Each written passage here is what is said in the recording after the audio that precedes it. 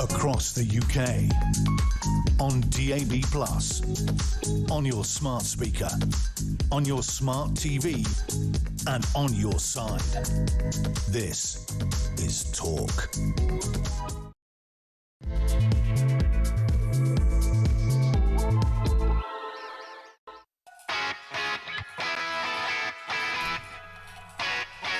Is it that time already?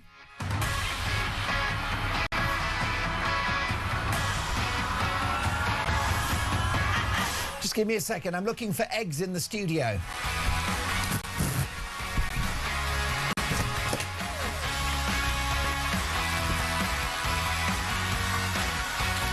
I was hoping maybe Julia or Petri or lovely Kevin have hidden some eggs, because I love an Easter egg.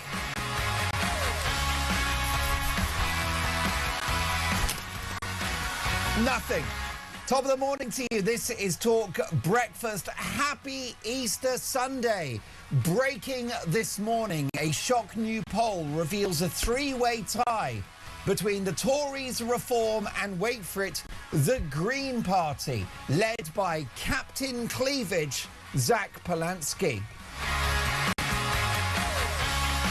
So with a very real threat at the next election of a hard left coalition made up of Labour, the Greens, the SNP and the Lib Dems, should Reform and the Conservatives do a deal in the national interest?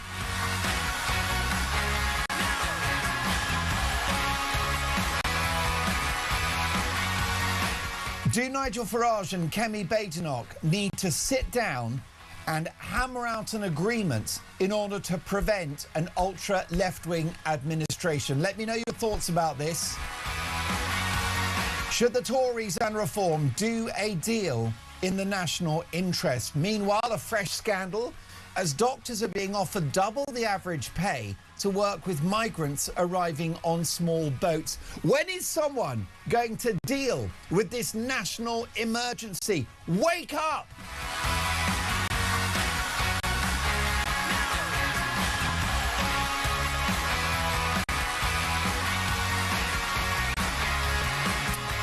Also, as you just heard in that bulletin, some very good news in the Middle East. America has found the second airman after heavy fire across the country. So this is good news. Donald Trump has posted the following: "We got him." Does this change the dimension of the war in the Middle East? What do you think about what's happening in Iran? Is this war a noble war? My number is 0344 499 1000. You can text the word talk and your message to 87222. And engineer Dave and I, we love our voice notes. So why don't you tell me what you think? We'll put it on the radio and we'll put it on the telly. With the very real threat of a hard left coalition at the next election, do Reform and the Tories need to do a deal in the national interest?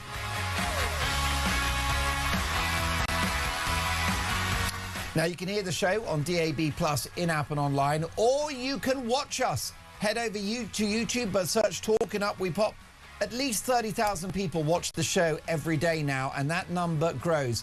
Find out why, because there's so much action in the studio, but I cannot find any Easter eggs. I'm not happy about this. Where's my Easter eggs? I'm sure that Dean, my lovely producer, is on the case with that. Folks, it's all about your opinions. As the saying goes, let's talk.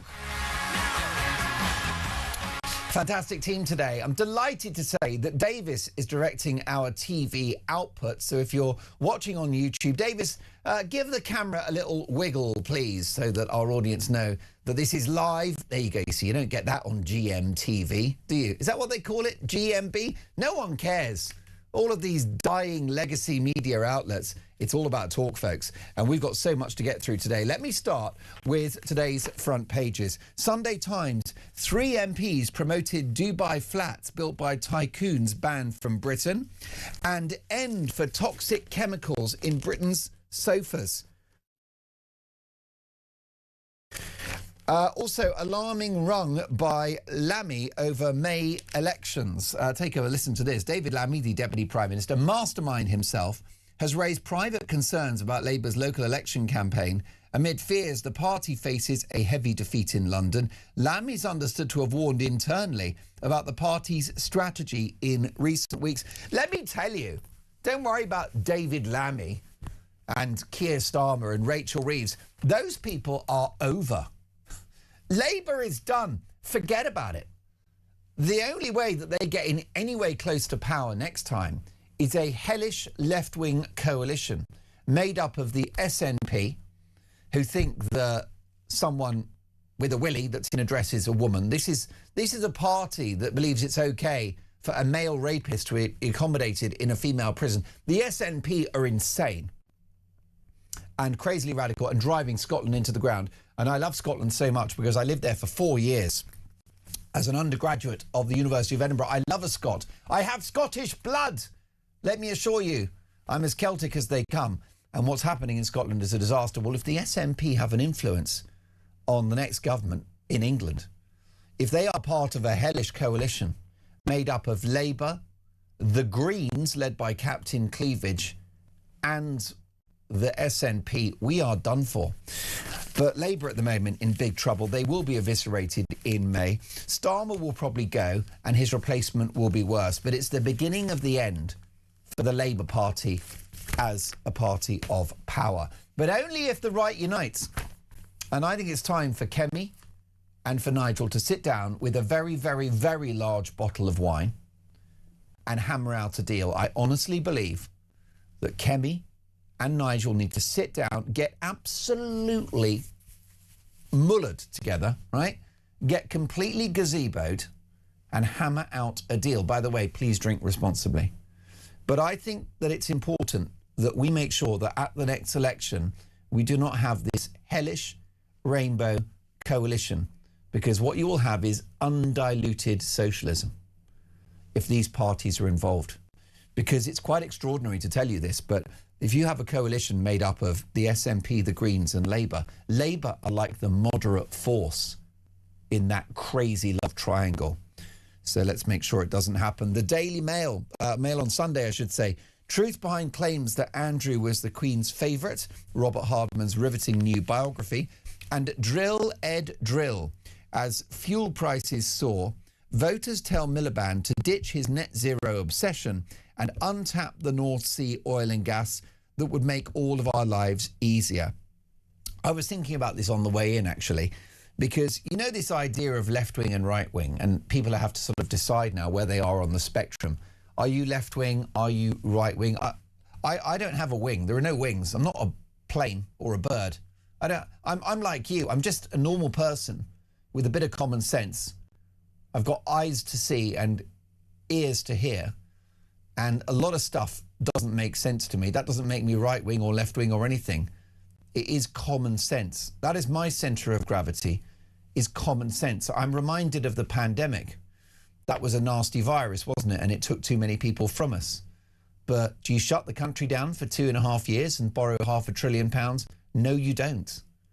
Not for something that was simply a nasty version of the influenza. You don't do that. It didn't make sense to me. That didn't make me right-wing. Not tapping into oil and gas reserves in the middle of an energy crisis, It makes no sense. With a country that has 1% contribution to carbon emissions, it makes no sense for us to have more net zero when we basically produce no frinking carbon. Why would you do it? It doesn't make any sense when you've got just the very last lashings of an industrial economy. You don't do that. Cheap energy equals a very healthy manufacturing sector. The two go hand in hand. So that's not left-wing or right-wing, is it? It's just common sense. You just say it like you see it. If there's somebody with male reproductive organs, that's a male. That's the masculine of the species. It's not a woman. It can't be. You just have to have done GCSE biology to know that the male is, you know, with all of the meat and two veg, and then you have the lady.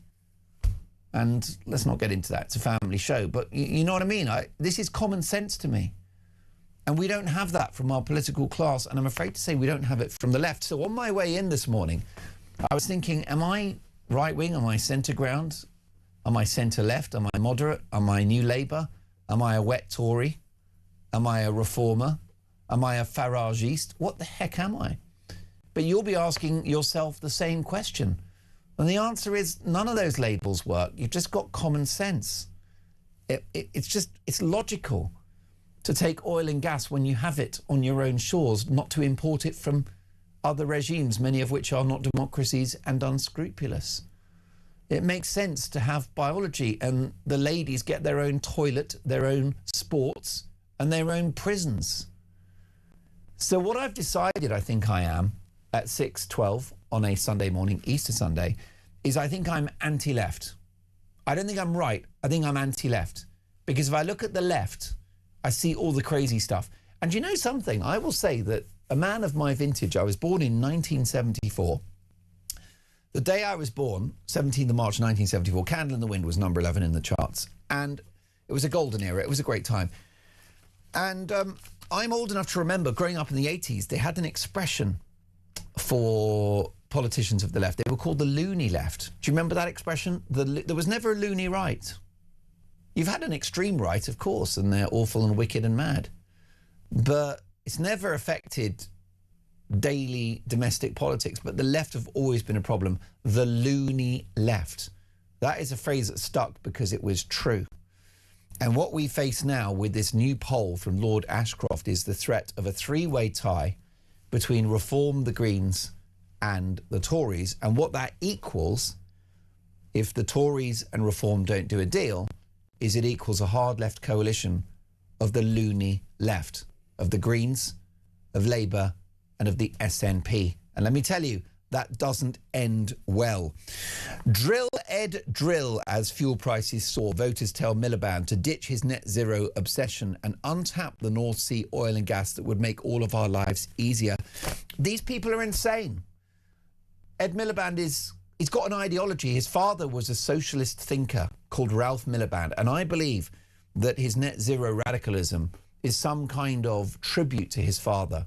He's seeking an acknowledgement from the heavens that his father, this great socialist thinker / communist, can look down and say, well done, my boy. Because be clear that net zero is socialism with a green rosette. That's what it is. Because it's got all of the same elements of socialism, which is about state control. It's a business model which is not economically viable because we know that socialism is ruinous. Socialists always run out of other people's money. That's what Margaret Thatcher said. She's right. It's not about choice. It's about the state telling you you're going to have an electric car. It's about the state telling you you're going to have a heat pump boiler which don't work and they're inefficient and rubbish. It's about the state telling you when you can and when you cannot make a cup of tea and how many trips you can take to the Canary Islands every year. That is control. That is socialism in a green rosette. It's got all the elements. It's not economically viable. It's scientifically illiterate. It's ideological. It has a religiosity about it. It makes no sense.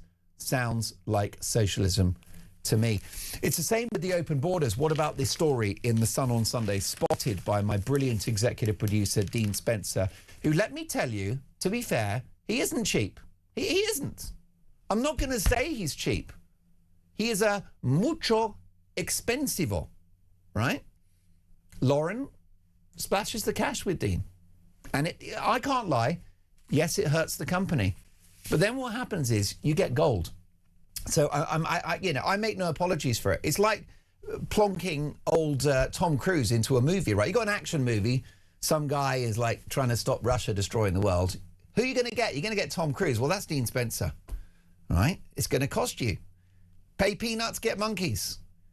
Pay gold, get a gold mine like DS. And here's the story he's found for us, and it's an absolute shocker. And it's tucked away in the main body of today's Sun on Sunday. Doctors are being offered double the average pay to work with migrants arriving in the UK on small boats. One advert promises GPs £640 a day for shifts at Manston and Dover, where asylum seekers arrive and are processed. It works out at £166,000 a year compared to the range for NHS GPs of around 76k. It's being paid by the private firm Dr. PA Secure, which has a £60 million 10-year government deal.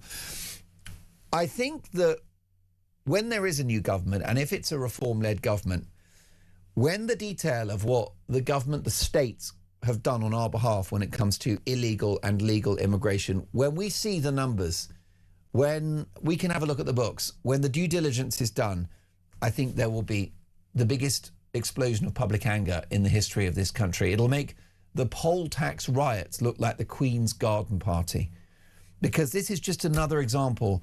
NHS GPs being offered £640 a day to treat migrants. These are people that have crossed the channel illegally, and they get elite level, and God knows what conditions some of them may be carrying.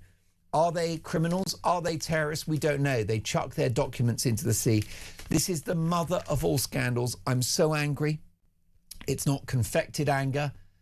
It is wild. I mean, there are no words. Let's take a voice note.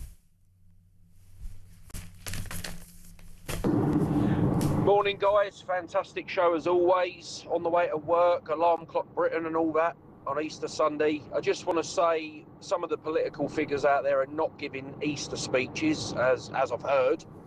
I just want to say a massive thank you and a God bless to everyone, and happy Easter, who goes to work, gets up, supports this country, pays their taxes. You know, you all do a great job. Whether you're single, on your own, got no friends, got loads of friends, every one of you does a great job. And yeah, just get your heads down. We've got the local elections coming up.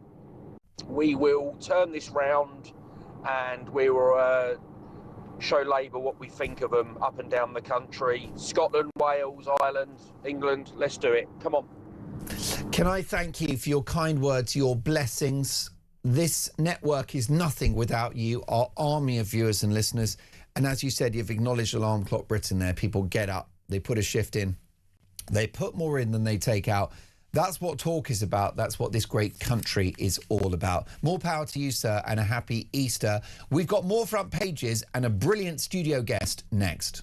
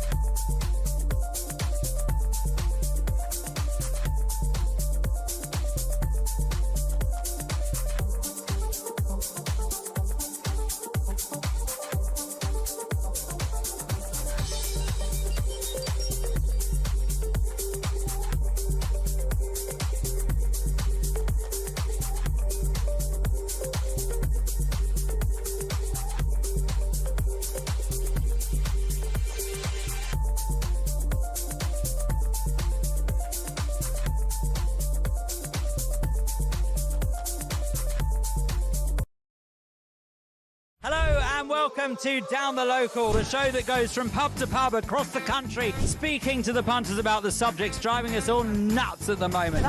Rachel Reeves, Rachel Thieves, Rachel McCown. I don't really know Meghan Markle. I know Meghan Markle from Suits, and that's about it. I don't know about anyone else, and I don't know where this is going. I have 0% beers, and I feel Raising the flag, I think, is symptomatic of this desperation. Is public transport good value for money?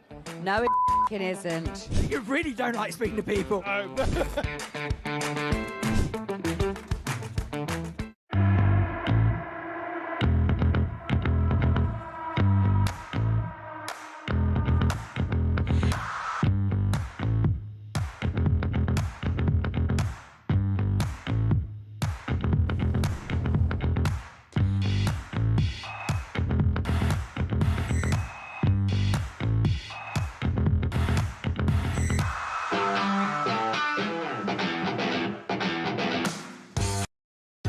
Across the UK, on DAB+, on your smart speaker, on your smart TV, and on your side. This is Talk. Lynn has messaged the show and she says, I completely agree with that voice note. Alex, thank goodness for Talk. Well, Lynn, thank you for that. We are here for you. We serve you. You're my boss, and my job is to get your opinions, your concerns on the radio and on the telly. I'll get to more of your feedback very shortly. Let's take another voice note. Mark, Tristan in Bedford. Happy Easter to you, and I hope you find an egg or two, which I'm looking forward to having one later. Anyway, the fact is I think it can't be a two-horse coalition. We need a free, prolonged attack, to be honest with you. I think it has to be Restore, Reform, and the Conservatives. There is absolutely no way we can have a hard left, ridiculous rainbow coalition controlling this country. I dread to think what would happen. But saying that, we've got a couple of years yet, and Restore still have a chance to get those numbers up. It's going to be a shaky next couple of years. It really, really is. Anyway, cheers, Mark. Thanks. Tristan, you are right. It is going to be a shaky couple of years, but someone that's a very steady hand at the tiller is the broadcaster, writer and journalist Emma Wolf. Good morning, Emma. Good morning, Mark. Kemi and Nigel neck and neck as poll reveals the Tories, Reform and the Greens are tied. Will the right finally unite to save us from a coalition of chaos? If you have an administration made up of Labour, the SNP and the Greens, it'll be far more left-wing than the current lot. Be afraid, be very afraid. Be very afraid. That is a coalition of chaos, truly. Keir Starmer, Zach Polanski and Ed Davey. Captain Cleavage. Captain inflatable boobs. I mean, really, this is frightening. And good for Kemi. She's stuck in there. It's not been easy. The Tories have been written off, haven't they? Yes, they have. I mean, and if... OK, of course, uniting the right is not going to be that simple. And a party of Nigel Farage and Kemi Badenoch, however you do it, whoever gets top job and whoever gets second job and all of that.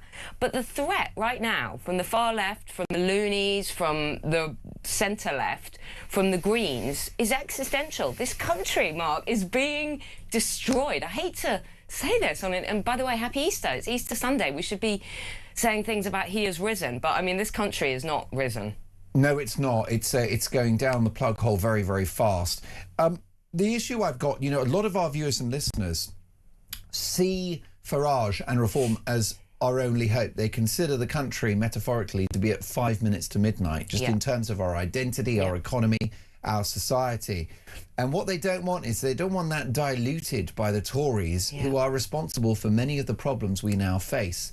And they will see Tory involvement as an impediment to the change that the country needs. I know, but can Reform deliver that? Do they even have the manpower, the experience? Do they have what it takes?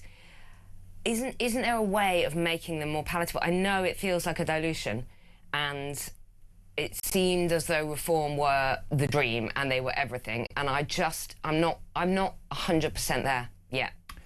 And if there were a coalition made up of the likes of Starmer and Polanski, Sir Ed Davey, and then, of course, McSweeney up in Scotland. I mean, this is going to essentially be the beginning of the end for the country, isn't it? Because we've already got left-wing policies which are leading to open borders and economic ruin. Yeah. They'll double down on net zero, double down on wokery. Yeah. The reason why this matters, I don't know about you, I mean, you've got a child, yeah. Right, and I've got 2 kids. Yeah. I've got skin in the game. I will hopefully eventually have grandchildren. I'm too young and attractive at the moment to be a grandparent. But give it time. And I'm worried about the country that they're going to be living in. I am absolutely terrified about the country that they're living in and that say, my 5-year-old is being brought up in. I mean, just, you know, if we just talk about education, that is it's absolutely infected and riven and driven already, after only a few years of this, is driven by wokery. There are, you know, the primary school system, the state primary school system, is a real problem, and I don't know what country we will have if we carry on like this in 10 years, 5 or 10 years time. Because look how much it's changed, and it's only been 18 months. Now, you mentioned the primary school system in England is riven with wokery. Would you care to elaborate on that? Oh yeah, absolutely. I mean, you know, borders are absolutely open. We should have open borders. We should. This is what the children are taught. Right. This is what we're telling 5-year-olds. This is what we are telling 5-year-olds. And my child is at a very normal state primary school in Islington.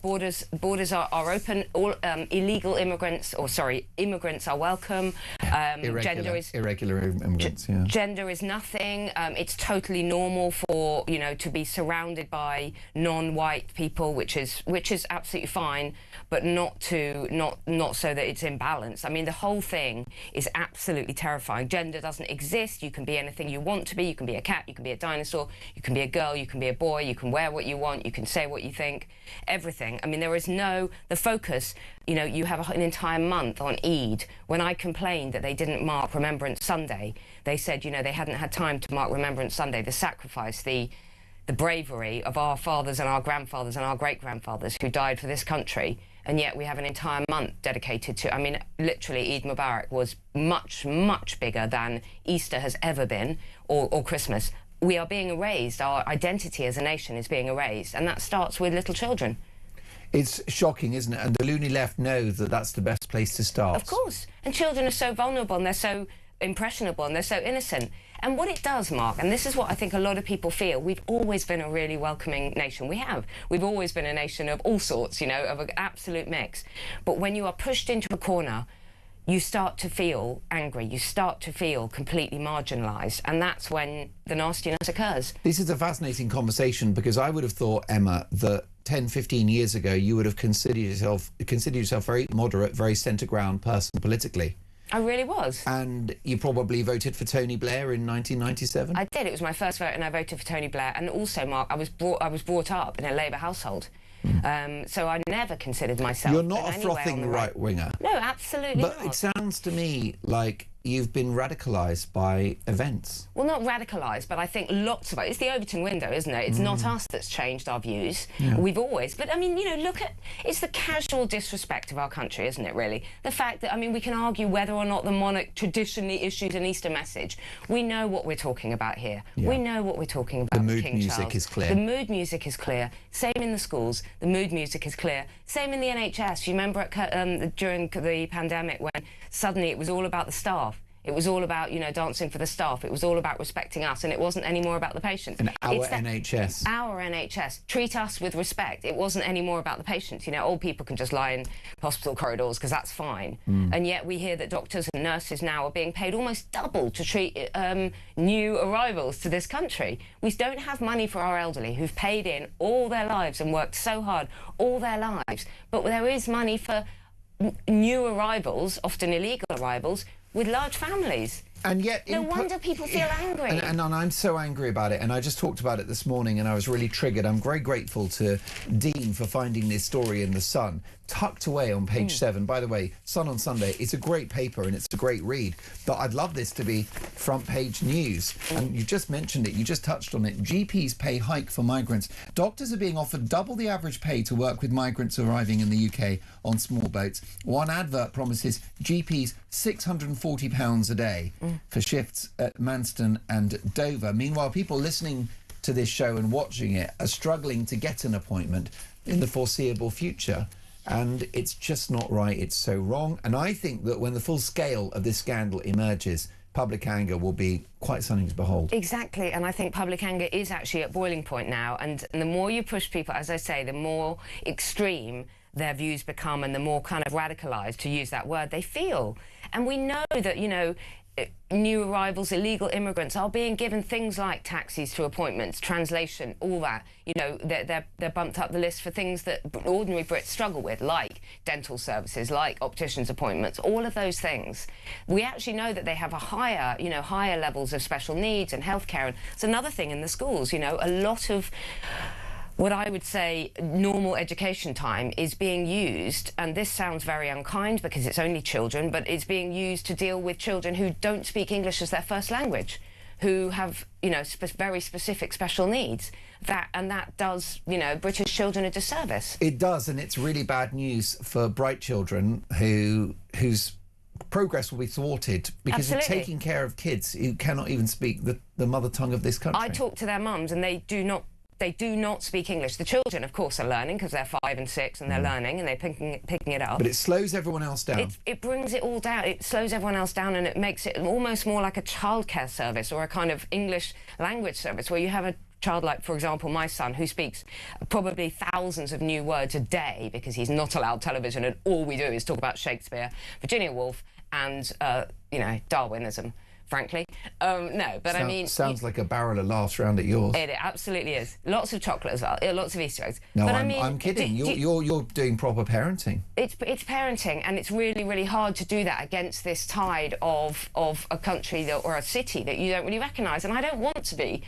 I don't think any of us want to be negative about our country. We don't want to feel this way. We want to be proud, don't we? Me most definitely do. Hasn't pride in Britain always been something that it's just us, it's just uniquely us? Well, that's right, and I think Easter Sunday is the perfect time to have this conversation where we need to reconnect with our values, our traditions, and what Britishness is. And it's not about skin colour. I don't care whether you're black, white or blue. Yeah. It's about that you are British. Yes. And that is critical, otherwise we are done for. Let's take a voice note from Big Adam.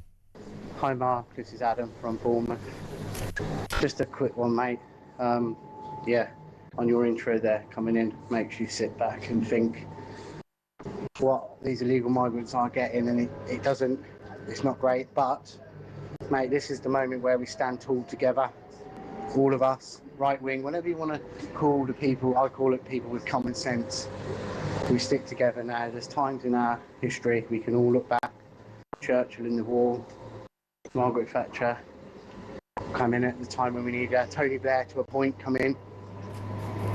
There's these peak times in life you can look back and go, yeah, they come in at the right time, and that's what we're waiting for now. And I believe Nigel Farage is that next person to step in and get everything going, get it started. Anyway, mate, great show as always. Cheers, mate. Adam, thank you so much for that, and happy Easter, and thank you, Dave, for organising these voice notes this morning. We're going to prioritise them across the show because it's about getting your opinions on the radio. A shock new poll reveals a three-way tie between the Tories-Reform and the Greens. So with a very real threat of a hard left coalition at the next election, made up of Labour, the Greens and the SNP, should Reform and the Tories do a deal in the national interest? This is 6:35 Talk Breakfast.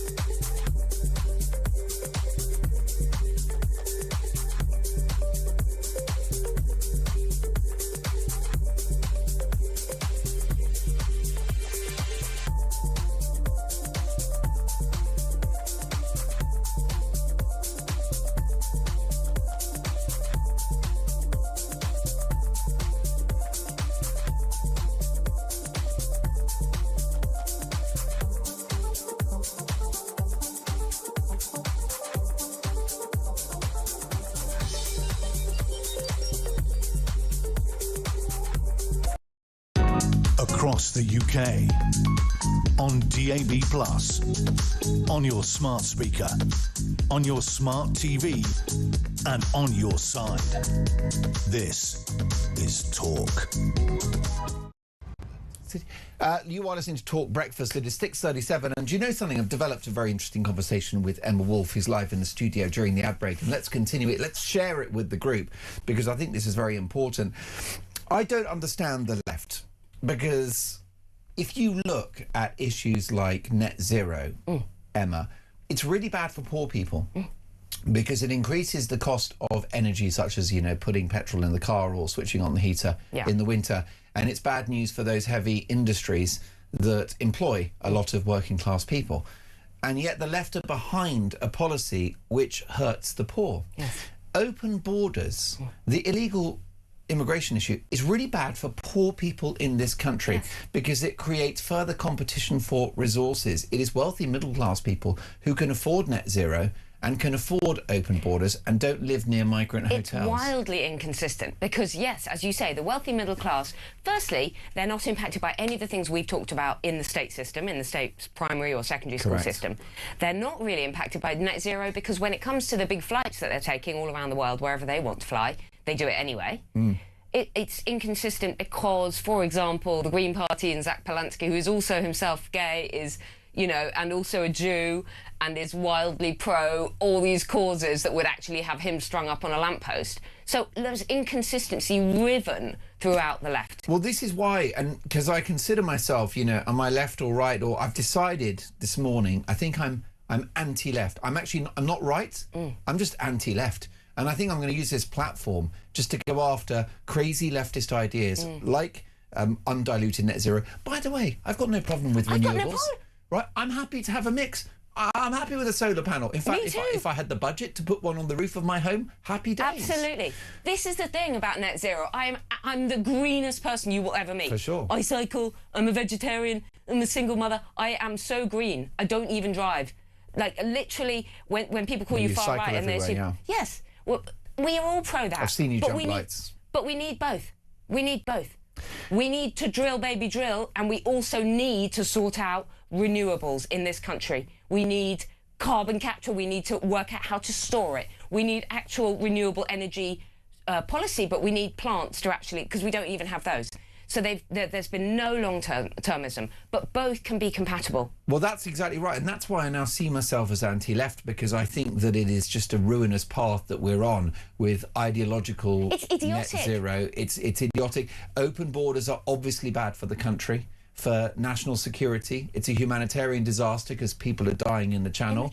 And it's an economic nightmare. And that's, by the way, my sort of concern about the modern left ties in with the economy as well, because fair play to New Labour, they used an expression in regard to the economy which was prudent. It was going to be prudent management of the economy.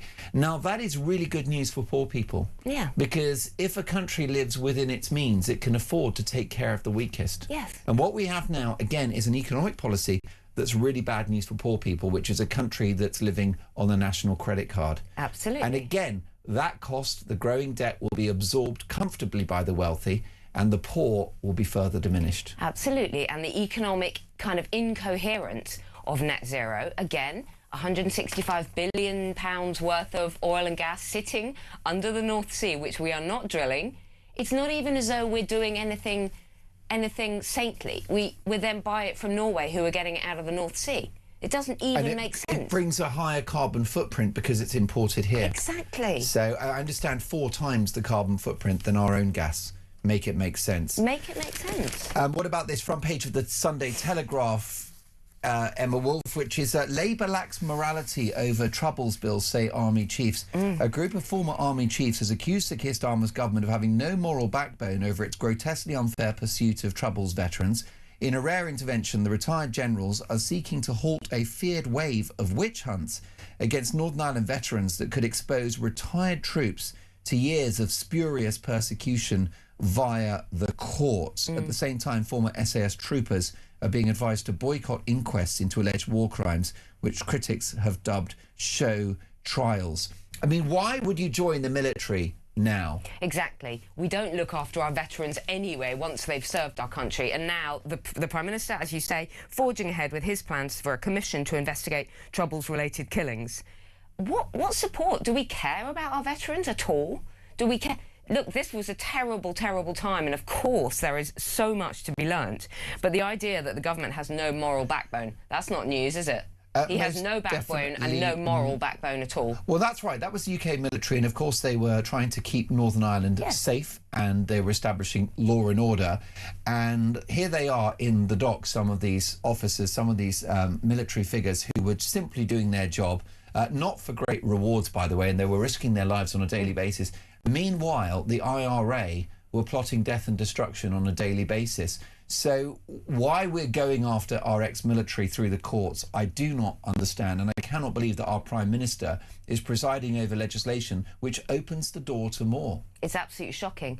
At the same time as we are also pardoning people who have come to this country and actually committed crimes in real time in recent years on our own people, they're okay. They get, I don't know, let out on mental health issues or whatever. Don't get deported, get looked after by. It's very, very strange. The moral backbone, well, there is no backbone at all, but the moral incompetence of this government and of this Prime Minister, the lack of leadership, the lack of sense of integrity and any kind of belief or, conviction in anything that he could stand up for. It's just lacking. Is it not cruel and anti-patriotic as well? Very anti-patriotic. Because these are the people who fight for the country. They are. And they've put their lives on the line. And it's not a well-paid job being in the military. No, exactly. No one gets rich in the army. And this is basically a witch hunt, exactly. And it's just, it's totally unacceptable. Speaking of the army, another story in the Sunday Telegraph, Emma, Trump gives Iran hellfire ultimatum, Israel ready to attack regime's energy sites. But we do have good news, because that's an old headline about the missing US serviceman. Well, the second serviceman, who of course was subjected to Iranian fire, which took the plane down, has been recovered. Now, this has major implications for the war, because Iran were trying to get hold of this US serviceman, who of course was on Iranian soil. If they got hold of him, they would have leveraged that as a hostage. It would have impacted the negotiations. The Americans have got their man, so is this a rare bit of good news for Trump in relation to this conflict? It is good news, but I'm still wondering how this unlocks the deadlock, because we are at this not deadlock, but this ultimatum, this 10-day, this kind of repeated, it's all going great, oh no, the war's over, oh no, we're not. So you've got 10 days, so we're now into 48 hours to go, basically. This expires on Monday. Trump has not held back. He's been, typically bombastic. Time is running out 48 hours before all hell will rain down on them. Glory be to God. That was his message on Truth Social yesterday. He's going to bomb the country back to the Stone Age at the same time as telling us that talks are going well. So what is going to happen when that... Because there's only so many times you can cry wolf. It's a really, really good point. How do you see this war playing out? I see it carrying on for another 5 weeks like this. I see oil prices, they are soaring already. I think we're approaching £2 for a litre of diesel. Yeah. This is massively impacting consumers and us lot all around the world. The Strait of Hormuz is not going to be reopened anytime soon. I don't actually have any belief in the idea that talks are... why are US troops, why is that presence being built up in the region if talks are going so well? Do you think the war was the right thing to do? Oh, but it's okay, because we have a UK military chat. They're going to get together on Tuesday. They're going to have a little military conference. They're going to work out the best way to reopen the Strait of Hormuz. They've done absolutely diddly squat. And the best way for a military plan after that. So that's all okay. And Europe has still not made a decision. But that's a big announcement. They've not made a decision. I just wonder whether, and you're right, we've got several more weeks of this, but... America and Israel are going to rain bombs over Iran, certainly over the short term. Where? Well, oil, gas, energy, infrastructure. And this, obviously, if they can get Karg Island, then that'll be it. That's the ultimate leverage, the ultimate weapon. But that effectively involves boots on the ground. That means that I'm afraid some American service personnel will be coming home in body bags. That will be unpalatable in America. But I just wonder whether what's going to happen is that America and Israel, using their military might, the regime come to the table and they do hammer out a deal. The legacy of that, potentially, is a weakened Iran and a Strait of Hormuz that's flowing cleanly again. Is that better than where we were in January of this year? I think so. I think we have achieved, I think Trump, if he can achieve that, which I think is actually kind of unlikely, but if he can achieve that, then yes, we have achieved something. I don't know. I don't know whether it's worth the cost, because I'm fundamentally a pacifist, so I don't think it's ever a cost. Well, I think it's a credit to you with those 3 golden words, which is I don't know, because I'm not sure anyone I don't think anyone does. knows. I don't think Trump even knows quite what he wants right now. Yeah. So it's in the hands of the gods. Luckily, it's Easter Sunday, so it's all going to be fine. Any suggestion that such a coalition of chaos could even exist, says Keith, let alone take over the country, suggests there are a hell of a lot of loonies out there. Good morning, Mark, says John in Blackpool. Reform have a different direction, but are lacking the powerhouse to implement it. Conservatives are that engine that can realise this. It's not the type of car, but the driver that is important. Happy Easter. Well, John, happy Easter to you as well. This from an unnamed texter. Good morning, great show. Love Emma. The people that can afford solar panels get £7,500 by way of a grant to help with the cost. The grant money comes from taxes of the poor that can't afford solar panels. I think grants should not be given to the few that can afford them. I totally agree. You wouldn't need grants. You wouldn't need subsidies if these technologies worked, because when you buy a TV from LG or Samsung, it's technology that works and you can afford it, and that's what you buy. Whereas this stuff has to be subsidised because, frankly, it's a gigantic red herring. So much more to come. 6:48, more front pages next. Should Reform and the Tories get together and hammer out a deal in the national interest? This is Talk Breakfast.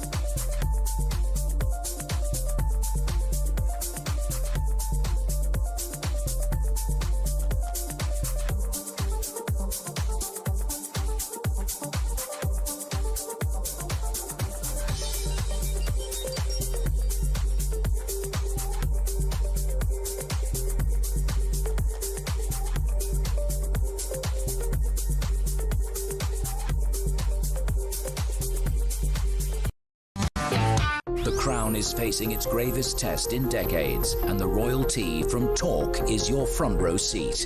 With royal reputations under pressure and probing questions about public trust, we unpack every twist and revelation with the biggest names in the business. From the throne room at Buckingham Palace to a mansion in Montecito, we follow every royal ripple. Never miss a moment of The Crown in crisis. Subscribe to the Royal Tea from Talk on the app or wherever you get your podcasts.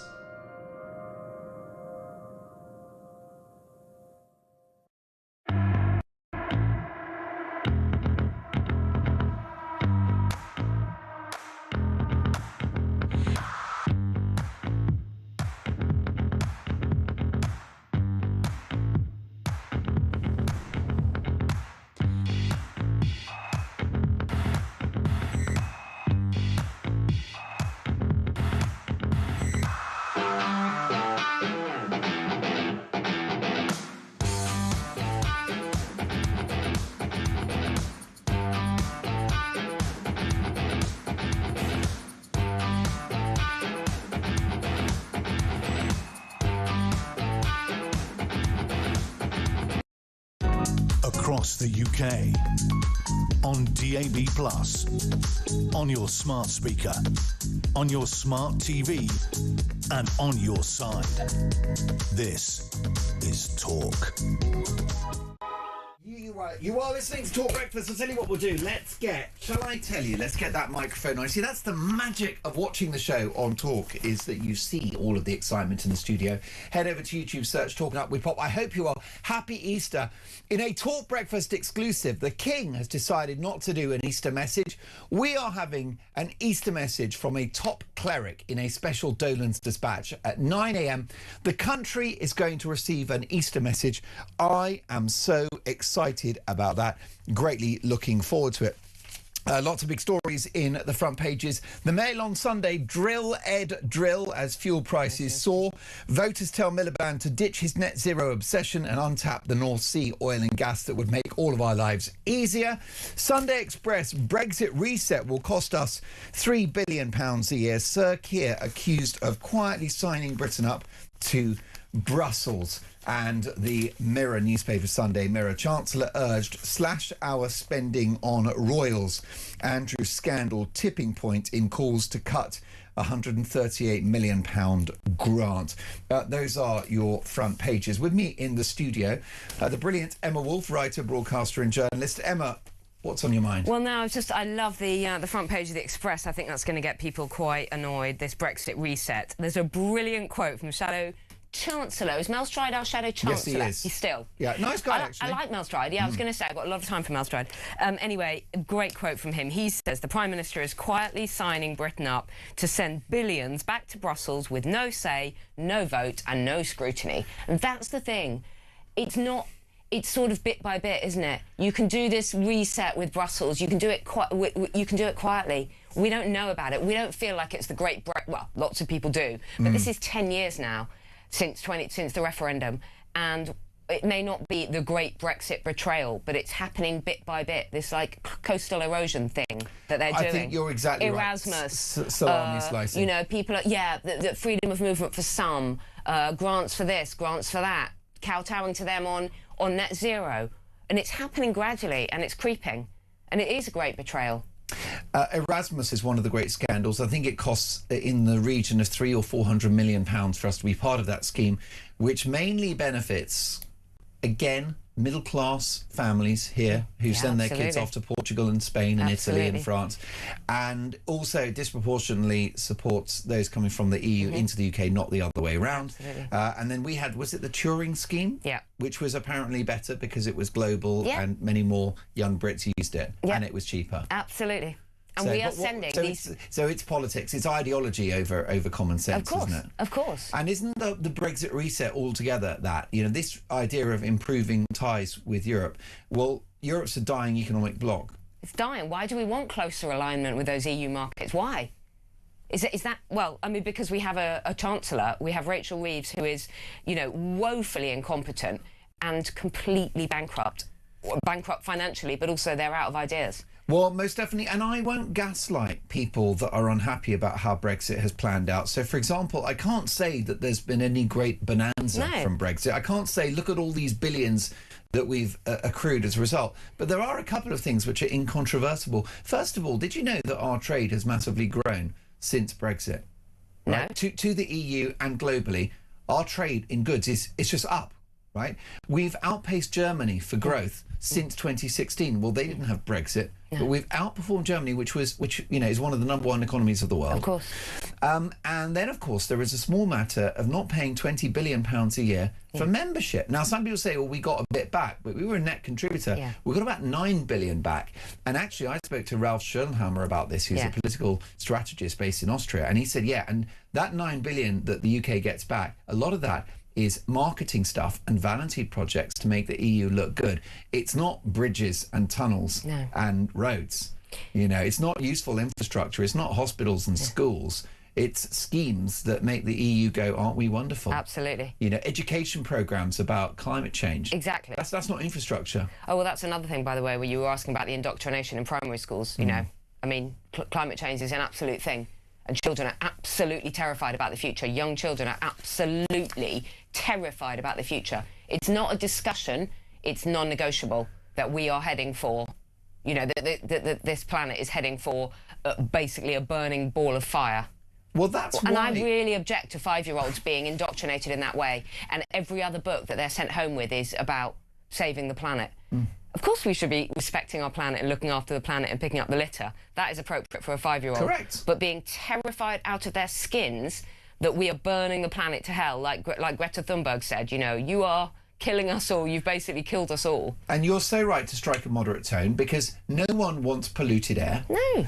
And I'm concerned about plastic, for example, because, you know, the microplastics now, it's actually safer. I mean, it's interesting because you're a vegetarian, and in many ways it's a wise move, because if you eat fish, you are consuming so much plastic and so much mercury. Yeah. It's actually bad for you. Well, and so much hormones in the water and in fish and in animals as well. There's just so much pollution and so much kind of synthetic material floating around. I think, to me, that's why there's so much confusion in young people and around gender and things like that. I think the hormones are all over the place. Well, I think you could well be right. And that's why I think it's important for moderate folk like yourself and myself and our vast audience, which is growing, of common sense people, is to actually focus on the target. What is the enemy? And I think it's leftism. Yeah. I don't think it's everyone on the left, because, as you said, you voted New Labour. I voted New Labour myself. It's not that, but it's the radical left who seem to have infiltrated, you know, their views are shared by 5 to 10% of the population, but they dominate our public institutions, schools, hospitals, academia, and they dominate our politics. They do dominate our politics, and the thing is, there's so much hate, and you know, as someone who's in the public eye, on the left, the abuse you get from the far left is so different to the tolerance that loads of us who are, I would just call myself centre, a little bit right, the kind of tolerance. I'm happy for people to believe what they believe. But on the far left, absolutely no one else. If you don't believe what they believe, you are a far-right racist. Briefly, do you think that Kemi Badenoch and Nigel Farage could get along and have some kind of partnership, just as human beings? Because we've got this new poll that says that there's a 3-way split, and the only way to keep the left out is for those two to work together. I actually think it's such a fascinating debate about can the right unite? Can they? What can we do to save this country? I mean, Kemi, it seems practical, but I also think she's pretty determined. She's a tough cookie. She's pretty determined. She's stuck at it with the Conservative Party. Obviously, Nigel Farage is, you know, head of everything at Reform. He's not going to cede control, so I don't know how it would work. And there are so many divided loyalties and people, the defections and all of that. I don't see it working, but I think they should. I think it could. I'll tell you for why. Because I think Kemi is a new generation of Tory. Yeah. And I think it would be impossible with someone like Theresa May. Yeah. One of the old hacks, the old guard. Yeah. That's not what Kemi is. And don't forget, she's shifted her party to the right, Yeah, which I think paves the way for a partnership. What do you think, folks? Talk Breakfast. More to come.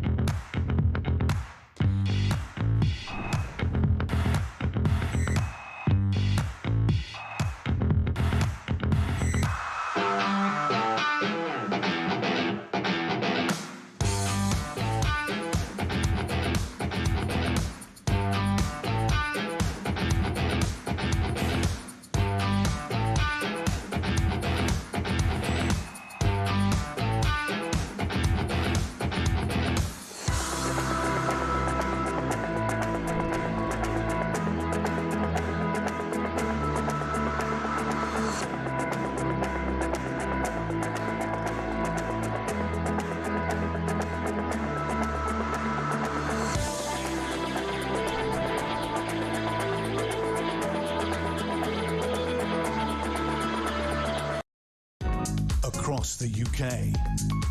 On DAB+, on your smart speaker, on your smart TV, and on your side. This is Talk.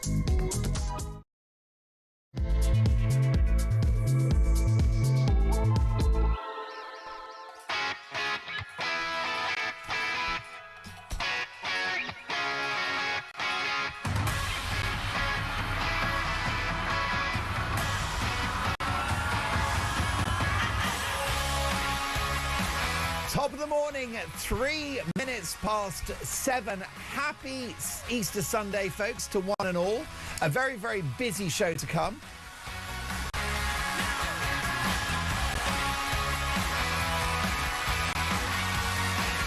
Breaking this morning, a shock new poll reveals a three-way tie between the Tories-Reform and the Greens, with the very real threat of a hard-left coalition at the next election made up of Labour, the Greens and the SNP. Should Reform and the Conservatives do a deal in the national interest? Meanwhile, a fresh scandal as doctors are being offered double the average pay to work with migrants arriving on small boats. When is someone going to wake up to this national emergency? And it is Easter Sunday, and therefore in a Talk Breakfast exclusive, the King may not be doing an Easter message, but Talk Breakfast is having an Easter message at 9 a.m. We're bringing in a very, very special cleric to deliver a warm message for this important time of the year. And on this special day, I've got a simple question for you. Has Britain lost its Christian culture? My number is 03444991000. Text the word talk and your message to 87222. Leave us a voice note, and as the saying goes, let's talk.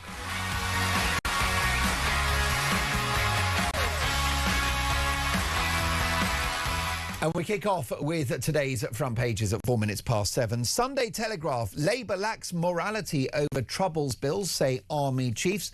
Of course, we've got this news that those who served in Northern Ireland in the 70s and 80s may now be pursued through the courts.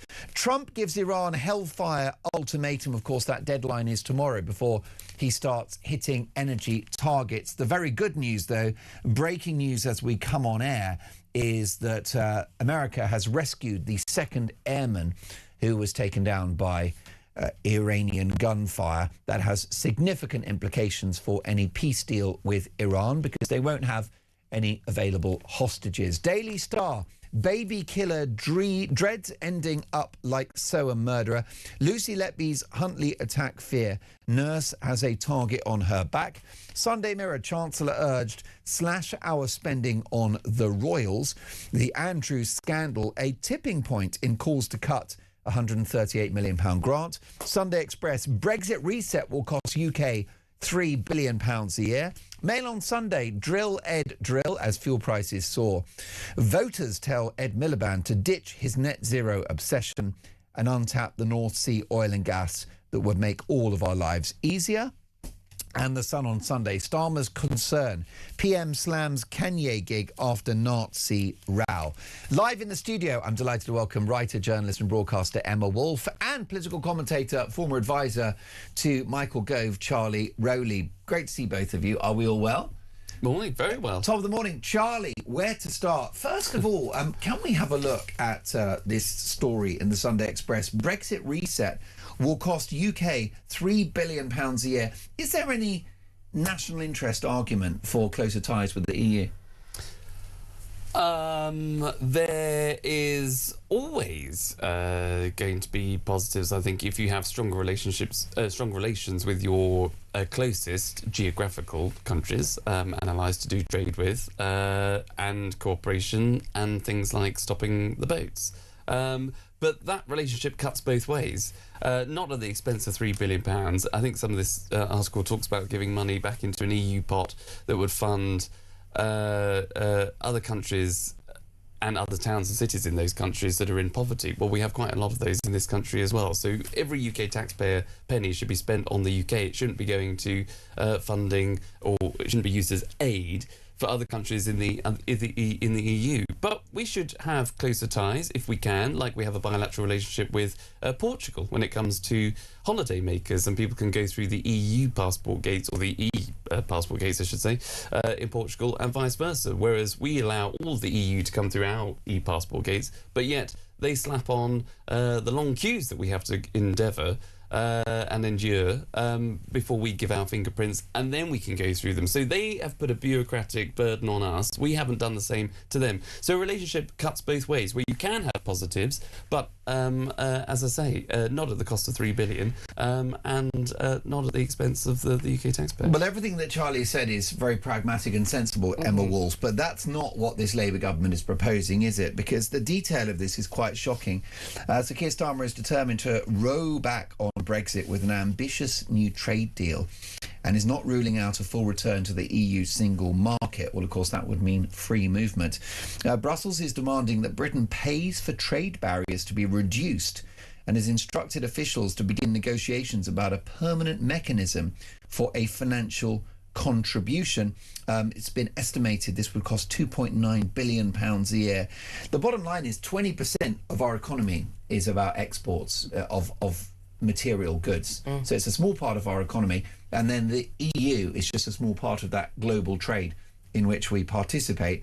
Our trade has actually gone up globally since we left. We don't need to spend £3 billion a year to bankroll Brussels, do we? We don't, and what Mel Stride calls it, we just said this before, you know, quietly signing Britain up to send billions back to Brussels with no say, no vote and no scrutiny. And that, to me, is the key. There's no scrutiny over this. We don't get a say in this. We don't get a vote on this. We had our vote 10 years ago. That hasn't really been honoured, or it hasn't been carried out properly. And Charlie's absolutely right about, you know, cooperation with Europe, because we need that, especially for the small boats issue. But then why have we been paying France £475 million for, is that the three-year deal? Correct. It was totally, I mean, almost completely toothless. It hasn't, you know, it hasn't really had any effect, and I think we're about to, or we've just signed up to another extension of another 3 years. I think this government is so much more comfortable with Ursula von der Leyen. They're so much more comfortable in Brussels, especially when things get tricky with Trump, as they are. They are tricky with Trump, you know, when he calls him no Churchies, no Churchill, and all of that. Sure. The special relationship is under scrutiny. Trump is going like that at Starmer. And it's much easier, isn't it, just to pop over on your Eurostar, on your comfy first-class Eurostar to Brussels, where your mates are, because we know Starmer is a Europhile. Most definitely, and I think a bit like Tony Blair, he's mindful of his next job, which could be with the European Commission, when he ceases to be Prime Minister, which will likely be after the May local elections. Many people have told me, Charlie, that actually the PM will cling on because there is no obvious figure that the Labour Party can unite around. What's your view on that?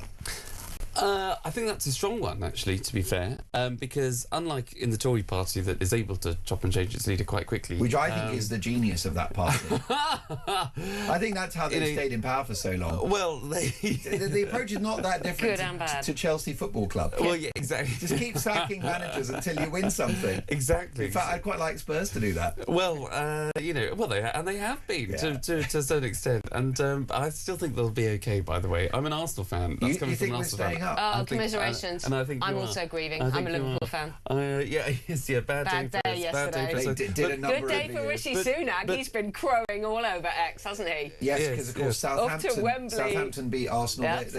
But we've got Arsenal's got bigger fish to fry, which is obviously the League of the Champions League. So these small town cups can come around next year. But I think you'll be okay if you're a Spurs fan. By the way, I feel like we're at talkSPORT down the corridor. How embarrassing to be reassured by an Arsenal fan. I know. Well, you're welcome. Happy Sunday. But the I forgot what the actual question was. Well, it was actually you know, it's so important. Starmer, can he cling on? Yeah. Yes. Who's going to be our Prime Minister for the next year? Yeah. I find it difficult to see how and where these 80 MPs are. They have to be open about it. They can't just say, right, I want change. They have to actually declare who they want change for. So it will take 80 MPs MPs to come out and say, I want Angela Rayner, who's still a tax dodger, or still going through an investigation with HMRC, or I want Ed Miliband, that is, seemingly pulling all the strings behind the government when it comes to net zero, which the public are a far cry from. So I think until you have that consensus, the Prime Minister is frankly immovable. And I do think if you're on the left, if you're in the Labour Party, he's had a bit of an internal poll bounce because of the Iranian war. I completely disagree with the approach, but that's me. But there'll be a lot of people in the Labour Party that actually support the Prime Minister there. So it sort of allows him to hang on. And also, I think what's coming immediately after the elections is the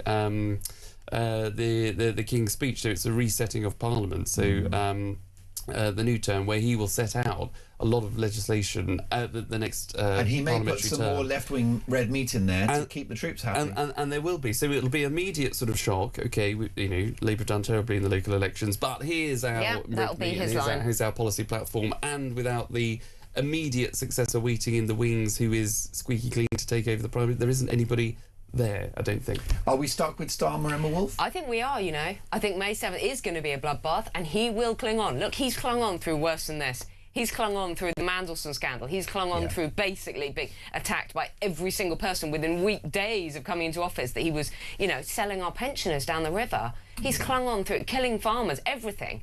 And as you say, no immediate successor in place, not an easy way to just replace them. And he'll go, don't worry, in a couple of weeks we have a major new direction for the government.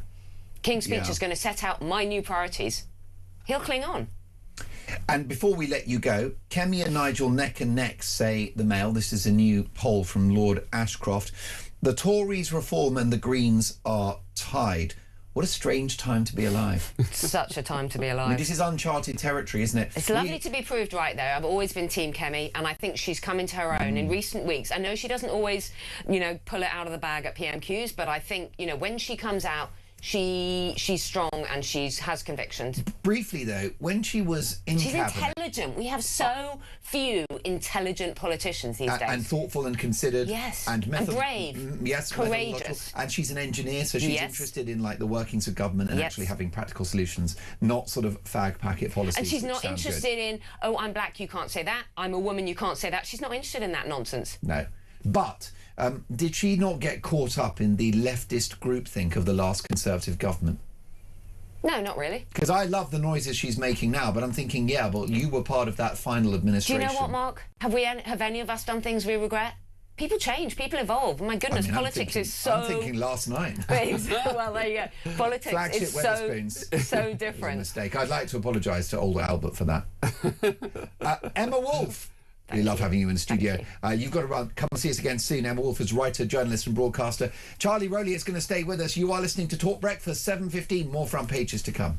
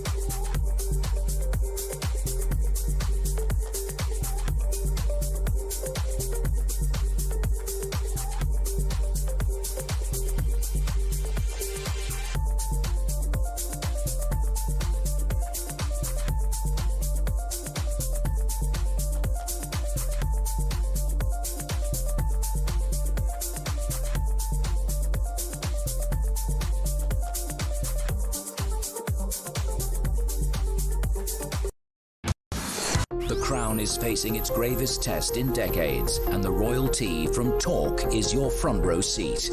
With royal reputations under pressure and probing questions about public trust, we unpack every twist and revelation with the biggest names in the business. From the throne room at Buckingham Palace to a mansion in Montecito, we follow every royal ripple. Never miss a moment of The Crown in Crisis. Subscribe to The Royalty from Talk on the app or wherever you get your podcasts.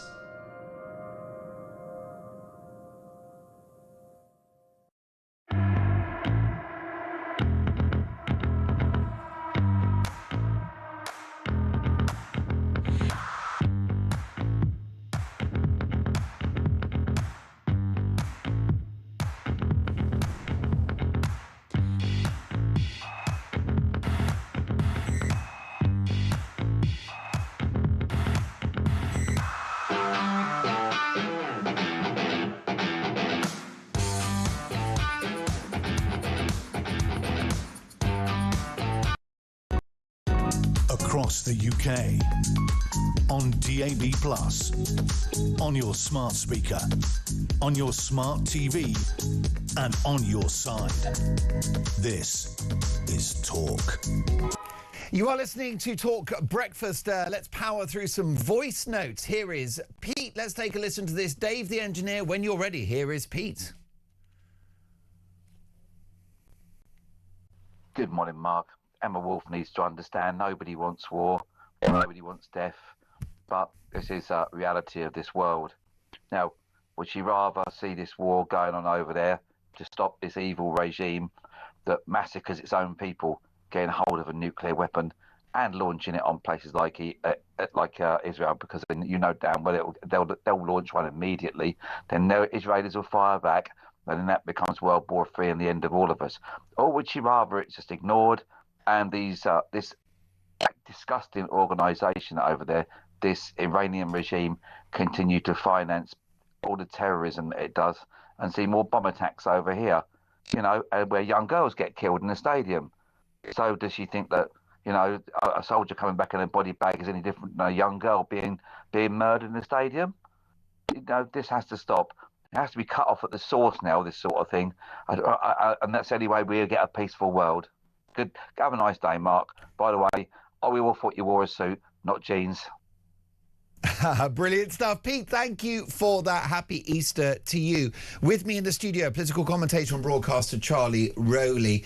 Charlie, does what's happening in Iran need better PR, given the fact that many people consider this to be a noble war?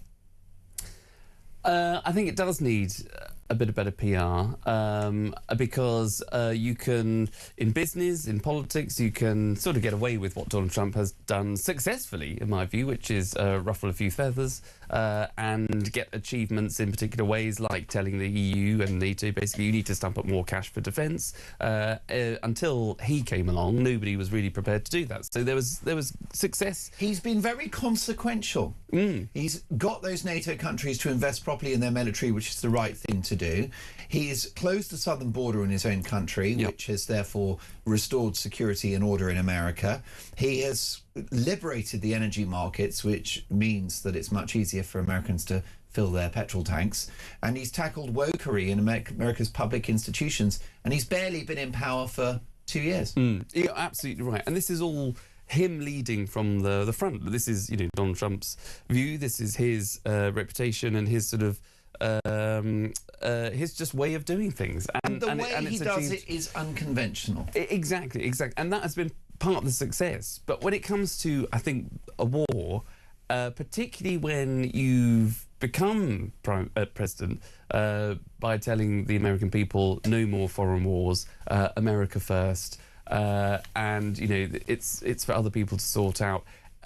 Nobody was sort of marched up the hill to go into Iran. It just sort of happened. And I understand the case. And in fact, I support the case for intervening in Iran. But there needs to be clear goals, clear objectives, a clear strategy to get in, do the job, and get out. So everybody knows who's following this. When there is scepticism, you need to know what the rules of engagement are and what the rules of the game, if I can put it like that, are for Donald Trump. where you keep sort of chopping and changing the goalposts, mentioning regime change, then saying it's not about regime change, saying, oh, well, we can, we're going to unleash hell and fury or fire and fury on it, and it doesn't quite happen. Saying that you can, America could open the Straits of Hormuz, within a day or two, but then nothing really happened. It doesn't inspire confidence. You've got to be very, very clear to what the goals are, achieve those goals and achieve those aims, stick with them and stick by them, and keep explaining to the public why you're doing what you're doing, what the achievements are going to be, what the outcomes are going to be, why we're all going to benefit from all of those things that you're doing, and then get out. All we know so far is that this could go on for another 2 to 3 weeks, and then America might be done. It would have obliterated a lot of Iranian infrastructure in a good way, getting rid of its nuclear capability, its plants, its navy, its air force. But then what? I think that's just that's the final piece of the puzzle. Then what? Is it for the Middle East to then step in? Is he saying to Qatar? Is he saying to Kuwait? Is he saying to Saudi Arabia? You've then got to step in to support the Iranian people for regime change because America isn't getting involved. We've done the hard yards, but it's over to you. Is he saying to the Iranian people, you've then got to step up, and if you don't, well, don't say, I didn't help because you asked me to intervene and I've intervened in a particular way. What next? That's the final piece of the puzzle that I think is missing for me and a lot of people. Most definitely. The war needs to be better sold, better communicated, because Iran is a terror state. And I had the former deputy mayor of Jerusalem on the show just a few days ago. And I said, is it overstating it to say that the Iranian regime is arguably the worst regime since the Third Reich? And she said, no, it's highly appropriate. And if you look at Iran as the latter-day Nazis, and of course it is a death cult, it's a religious theocracy that refers to America as the great Satan, Britain as little Satan, and seeks the extermination of all Jews. Sounds pretty Nazi to me. And if you frame it in that way, then you don't want that regime to ever have nuclear weapons. Absolutely, and that's why I think it was right. It might not have been easy, but it's certainly the right decision. And up till now, Charlie, dealing with Iran has been a talking shop. It's been a mother's meeting. Yep. And exactly. For 20 years we've been talking about it. And what have they done in the meantime? Amassed their weapons. Exactly. Built underground tunnels and all kinds of things to, whilst they're playing the game, as they would see it, the diplomacy game, they're laughing at us. Buying time. All the while funding, its proxies like the Hezbollahs, like Hamas, like the Houthis that go on to commit those terrorist acts. MI6, a secret intelligence service, often known as MI6, came out to say that they foiled 20 plots already on the back of Iran. That's the only 20 that we know about in the last year. There'll be many, many more that we don't know about. So they don't like us, to put it mildly, as you say. They hate us. They want to commit these acts against the West, against the UK. And if you think of the Ayatollah as a latter-day Hitler, it changes the dimension of this war. Yeah, absolutely. And that's why it goes back to your original question about the PR side of things, because on the one hand, you've got Donald Trump obviously saying he's going to unleash fire and fury. It's called Operation Epic Fury on Iran, but at the same time saying, oh, they want a deal, we can negotiate. Can you negotiate with them? Do they really want a deal? Because they say that they don't, or there's no negotiation there on the table. Iran talk up themselves, and they have said that the Middle East will become a swamp, or they'll make it a swamp. I don't think that'll happen because, as I say, you've got the likes of Qatar and the Saudis who would never shouldn't let that happen. What is happening? Are we negotiating with Iran? Can this come to an end? Can we get regime change if that's what we need? Can we let the Iranian people then decide who they actually want to be as their leadership? Or is this just hot air, as it were? That's all these questions. And this may be a noble war is no excuse for no plan, and that seems to be your concern about Trump's approach, and I fully understand that. But surely the Israelis know what they're doing. Because to say they've got skin in the game is a colossal understatement. Of course, it is the Iranian regime which seeks the destruction of Israel, which is why they're particularly worried about nuclear weapons. And surely there is strategic insight from the Israelis, who are in partnership with America in the Middle East. Yeah, absolutely. And look, they're not stupid, are they, the Israelis? No, not at all, not at all. And they might have been, let's remind us that, this has only been, I know it seems like a long time, but it's only been going on on for sort of 32, 33 days. So as a war goes, where we've had years when we were in Iraq and years in Afghanistan and years elsewhere, in just the space of a month, the obliteration of, some of these key sites of Iran seem to have been a success. But Iran have gone, Israel, beg your pardon, have gone a little bit quiet over the last week or so, although they apparently have taken out, I think, another 50 senior members of the leadership of Iran. So, they have been the ones that have been under threat for Iran for about 50 years now, about 47 years, since this hate cult seemed to grip the leadership of Iran. So they should know, and you're right, they're not silly.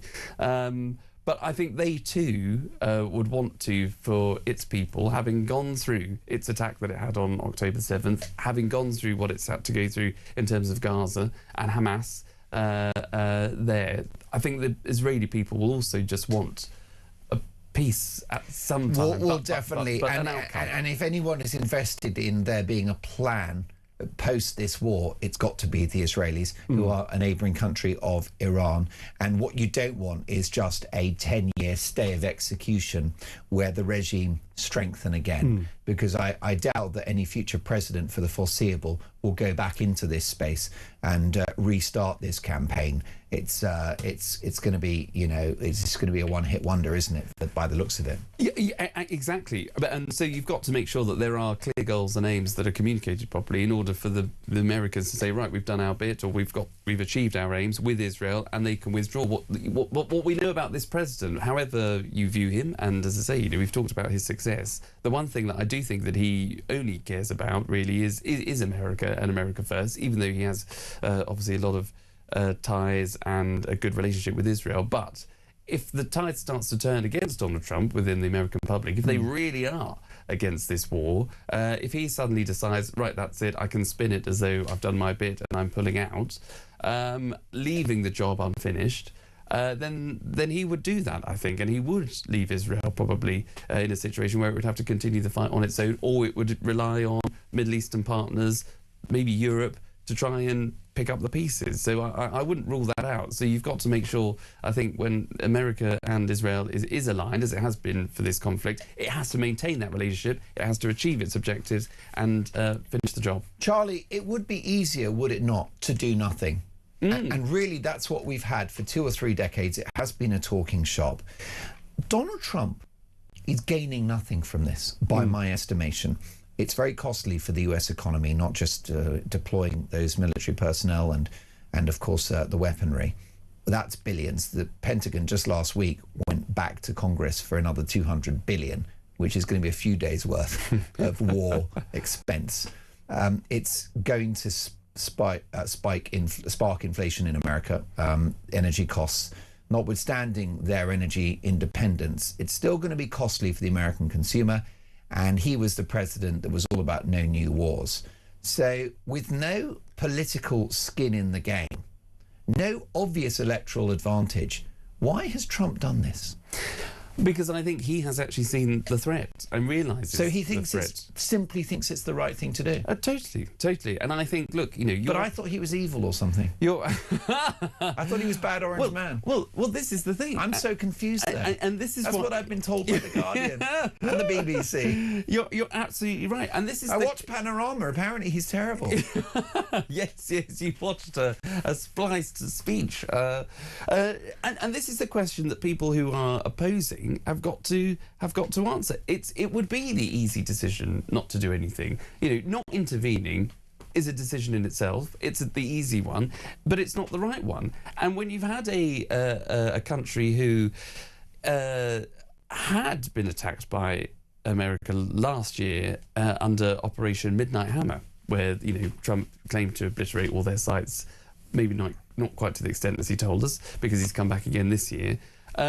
After that first attack last year, there were supposed to be negotiations, conversations, and Iran clearly weren't living up to those negotiations. They hadn't got rid of their nuclear enrichment program. They hadn't got rid of the tunnels. We'd seen where all the money that had been ploughed into Iran had been funding, as we talked about before, its proxies, the Hezbollahs, Hamas, the Houthis, all kinds of organisations that want to do us harm. So when you see all of that and you actually see the threat to an ally like Israel, but you've seen for far too long, people will call Donald Trump all kinds of things. He's heard it all before. Some have called him a bully. But the bully in the Middle East has been Iran, because it's been the most powerful, it's been the most economically successful. Now it's got rival partners where, as I say, Qatar, Saudi Arabia, they have sort of relied on Iran. They have been friends in order to get their part of their economic growth, but now they're booming, were booming because of tourism. That's halted, obviously, for understandable reasons. But Iran is now not the sole superpower in the Middle East, and it can be defeated. It hasn't treated the West well at all, and they are a threat. So taking them out, I think, is the right thing to do. The question you've got to throw to people, you're absolutely right to say, this is terrible. We should never be, intervening at all. We shouldn't have any part to play. You've got to then ask yourself, OK, if you do nothing, you're then defending the regime. You're defending the regime that turned its guns on its own people in January. You're defending a regime that kills protesters, and it's usually the left that are very pro-equality, very pro-LGBT, very pro-equality for women, as am I. But yet this is an Ayatollah and a regime that stones those people, that kills those people, that doesn't want women to have the education or the equality. You have people protesting on the streets of London against the war. Well, you couldn't protest in Iran, could you? Because you'd have guns turned against you. This is an evil, barbaric regime that not only has impacted on its own people, but has the West in its sights, that would and was developing nuclear enrichment that could be used. I'm not saying it would be, but it could have been used. For what end? Well, for what gain? If they're going to weaponise the Strait of Hormuz, I would humbly suggest they would weaponise and leverage nuclear weapons. Call me old-fashioned. Yes. But I think if they're willing to hold the world to ransom with shipping routes, then perhaps if they've got the bomb, they might make us aware of that. Exactly. And the point is, they're not necessarily going to press that button, but it would give them enormous sway in the Middle East and across the world. However, this is an interesting and unusual conversation because, Charlie, you are a mild conservative yourself, and yet there are many on the right, on both sides of the pond, who are struggling with this war. Yeah, and there is not unanimity as there was perhaps during the original Gulf War. Yeah, and I think that's fair. You must know Tories or even figures at Reform who are not happy about what's happening in Iran and the Middle East. Yeah, no, absolutely. Because of the history, because of the intervention in Iraq, and because some would argue the immediate threat. We haven't had before any kind of war is launched or any kind of attack, you usually have, unless it's by a sole terrorist or a radicalist group or where you don't have forewarning, but if it's country to country, you usually have a lot of talk and a lot of barbering before things escalate to all-out war. And we obviously haven't had that directly with Iran. But we know who it funds, and we know who its proxies are, and they do want to attack us. They do want to harm us. They have harmed us. So, the threat is alive and real. And as much as we want to forget the past and forget the mistakes of Iraq and the Middle East, we want to put that to one side. We don't want to go back there. We don't want to do anything in the Middle East because of, we got it wrong in the past. There was no after plan. There was no thought for Iraq. We just don't want to commit troops. We don't want to commit anything there. That's the mentality, and I totally understand that. But you've got to play the cards that are in front of you. And Donald Trump and Israel have gone into Iran. They've decided to take those steps. We then have to react to that. And we could either react to it by saying, we'll pull up the drawbridge, we won't help at all. No, Donald, you can't use our air bases for you to use, for your planes to refuel or otherwise. Or we can say, right, OK, not something that we thought would happen or we could see coming or were briefed about, but it's happening. So how can we respond, which is in the national interest of the UK, which at the very least was allowing Donald Trump and the US to use our air bases to refuel and for their planes to land, to go on and commit the offensive attacks that they have committed. By doing nothing, we are an active player, I think, in destabilising the conflict and allowing Iran actually to flex its muscles to say, aha, there's a dividing line now between America and its Western allies. Any division in the West versus the Middle East, I think, is problematic. But that's down to our leadership here at home and, the French and other European countries. Which is why Hamas was so delighted that the West was divided over what was happening in Gaza following October the 7th. It was grist to the mill for them. It was meat and drink. Let's take a voice note from, if we can, Engineer Dave. Chris.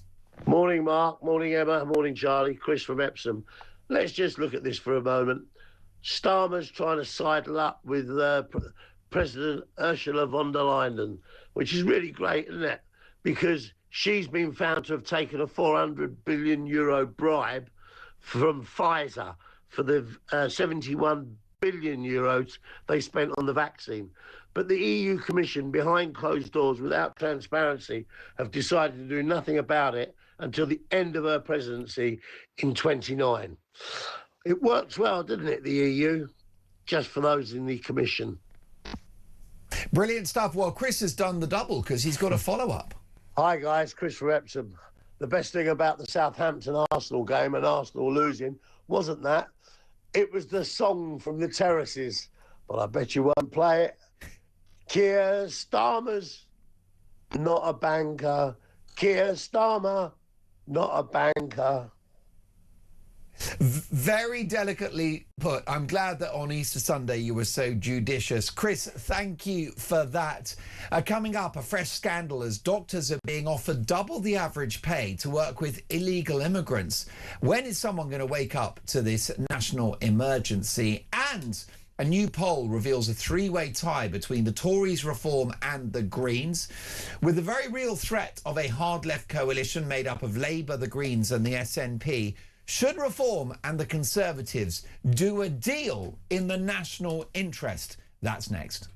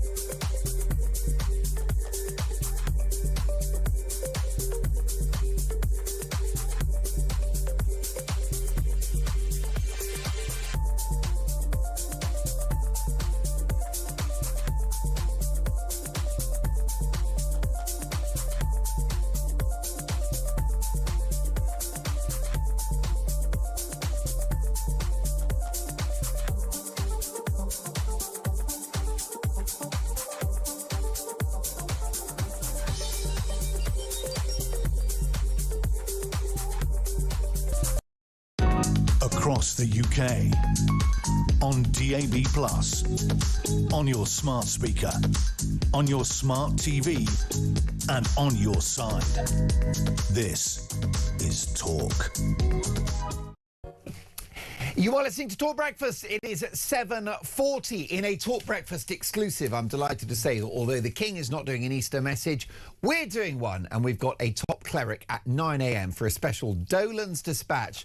That is a Talk Breakfast exclusive, our Easter message. I'd actually like to ask you, has Britain lost its Christian culture? Are we still a Christian country? With me in the studio, Charlie Rowley. Charlie, do you think we're still a Christian country? Yes, I do. But I think that might be based on more hope than evidence. But I see a lot more people going back to the church now. That's what seems to be reflected in the figures, and churchgoers and, bums on seats on the pews seems to be up. So people are going back to, I think, the church, maybe because they're looking for hope, because there's so much despair in the country. But we are. But what we need to be... So we are, is the answer, I think. But we should be more proud of it as well. We should not be calling it things like spring breaks or spring holidays. They are still Easter holidays. It's still Christmas. not just, winter holiday. We should be equally, if we're going to be open to all religions that we seem to be in this country, but, the ability to everybody to be able to pray, and have their own religious holiday, which we learn about, then we should be absolutely celebrating and pushing Christianity, obviously, to the forefront. This is a Christian country. We should celebrate that. Amen to that. And I'm delighted to say, in a Talk Breakfast exclusive, our Easter message coming at 9 a.m. Meanwhile, Charlie, doctors are being offered double the average pay to work with migrants arriving in the UK on small boats. It works out at £166,000 a year compared to the regular 76k. It's being paid by private firm Dr. PA Secure, which has a £60 million 10-year government deal. So it's essentially £600 a day rather than £300 a day to treat illegal immigrants. These are people that shouldn't be in the country in the first place, Charlie. Add that to the cost of accommodation, the disruption to communities and the threat of crime. This is a scandal. It is, absolutely. And it shouldn't be happening. And, to be perfectly honest with you, people that come across the channel should not be here long enough in order to get all of what you've just talked about. The processing of those people should be a lot swifter. And, frankly, if you can't, work out who somebody is because they've either thrown their passport across over to the sea, or if they are, claiming to be, 13, 14, 15, and they've got a beard longer than mine. We don't know who they are, where they've come from, what conflict they're fleeing. Then they're clearly not here, able to give that information. Then they should be deported and returned back to France, I would have thought. So we shouldn't be allowing people here for days, weeks, in fact months, years on end, without processing their claim and allowing people to appeal. It should be a very, very swift decision. Once you arrive in the UK, what are you here for? Can we process? Can we prove? Can we not? And if we can't accept or prove, then obviously you should be returned. Definitely. And we're not going to demonise these people. No. We would likely, in their position, do the same thing. But it's not the UK's job to absorb the world's poor, sadly. That's just not going to happen. There was a good line from Emmanuel Macron a year ago when he said, we cannot accept the misery of the world, which ironically, if Nigel Farage had said that, he'd have been called far right and God knows what else. Macron says it's a considered intellectual exercise, but it's true. We cannot accept the misery of the world. The costs to our people are eye-watering, are they not? I mean, people say these numbers are in relative terms quite small, but they're not, because half of the folks stay here and will likely be net dependents on the taxpayer for the rest of their lives. There is an integration question, there is a crime question, there is a terror question, and also just, the accommodation costs are through the roof, aren't they? This medical story, this GP story is a drop in the ocean. It's just one piece in the puzzle. You're absolutely right. And look, to be fair, people have to listen quite clearly to what I say. The cost is maybe at times could be a second order issue, because the number one issue is fairness, and the reason I say that is because and the reason why I feel so strongly about this actually is because for every one person that comes into the country illegally, that is getting the medical treatment, that is getting the accommodation, that is getting the taxpayer funded dentistry support, that shouldn't be here, is denying a place of someone that actually should be here or could be here. Actual refugees. Actual refugees. And I say that from someone who was in the government at the time as a special advisor when we did the Homes for Ukraine scheme. Yeah. So regardless of the cost there, the UK opened our hearts and our homes which to enjoyed people public support. Of course it did, because it was the right thing to do and it was fair. Hong Kong. Exactly, absolutely. When you see those conflicts, when you see the reality of what's going on, and you have an ability to support and help those people, we will as the UK. So it's not about, far right, whataboutery, you're just racist because you don't like immigrants coming over to the country. It's nothing to do with that. That's the label that people put upon me and put upon people of the right. It's about fairness. If people need to come into the country and need that help and support because they're fleeing that conflict and that persecution, we will help. But for every one person, the left have to answer this question, for every person that gets on a small boat that comes across that should not be here, that doesn't have a case to make, that doesn't have a claim, in this country, they should be deported, and they shouldn't get the healthcare, they shouldn't get the accommodation, they shouldn't get hard-working taxpayers' money to go and support those people because they're here as economic migrants. That's what they are. They're here for a better life, a better opportunity, and I understand that, but that's not the way we do things. And that's not, if everybody did that, the whole world order would fall apart. So that's not the right way to do things. Those people should be deported, and not a single penny should be going towards those people, because the more money that goes to those people that are effectively chancing their arm, and they're taking a huge chance by coming across the channel in the first place, it is denying people that actually need that help and support. That is what grinds my gears about this whole conversation. With the threat of a left-wing Labour and Green Party coalition at the next election, are Nigel and Kemi the dream team to save Britain? That's next.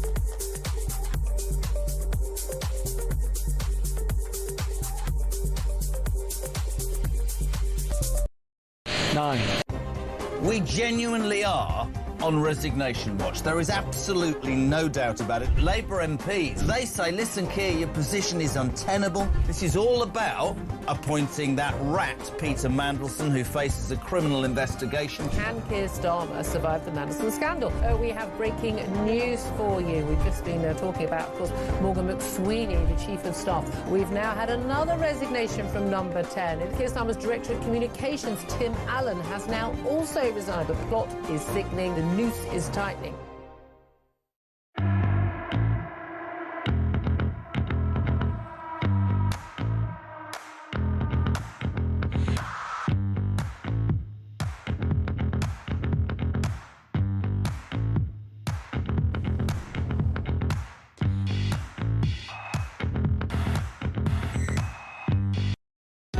Across the UK, on DAB+, on your smart speaker, on your smart TV, and on your side.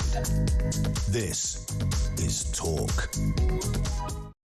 You are listening to Talk Breakfast. With the threat of a hard-left coalition made up of Keir Starmer's Labour, Ed Davies' the Lib Dems, McSweeney's SNP, and the Green Party, led by Captain Cleavage himself, Zach Polanski, is it time for the Tories and the Reform Party to do a deal in the national interest?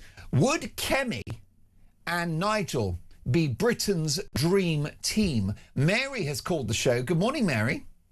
Good morning, Mark. Mary, I'm worried about the future of this country. I know you are too.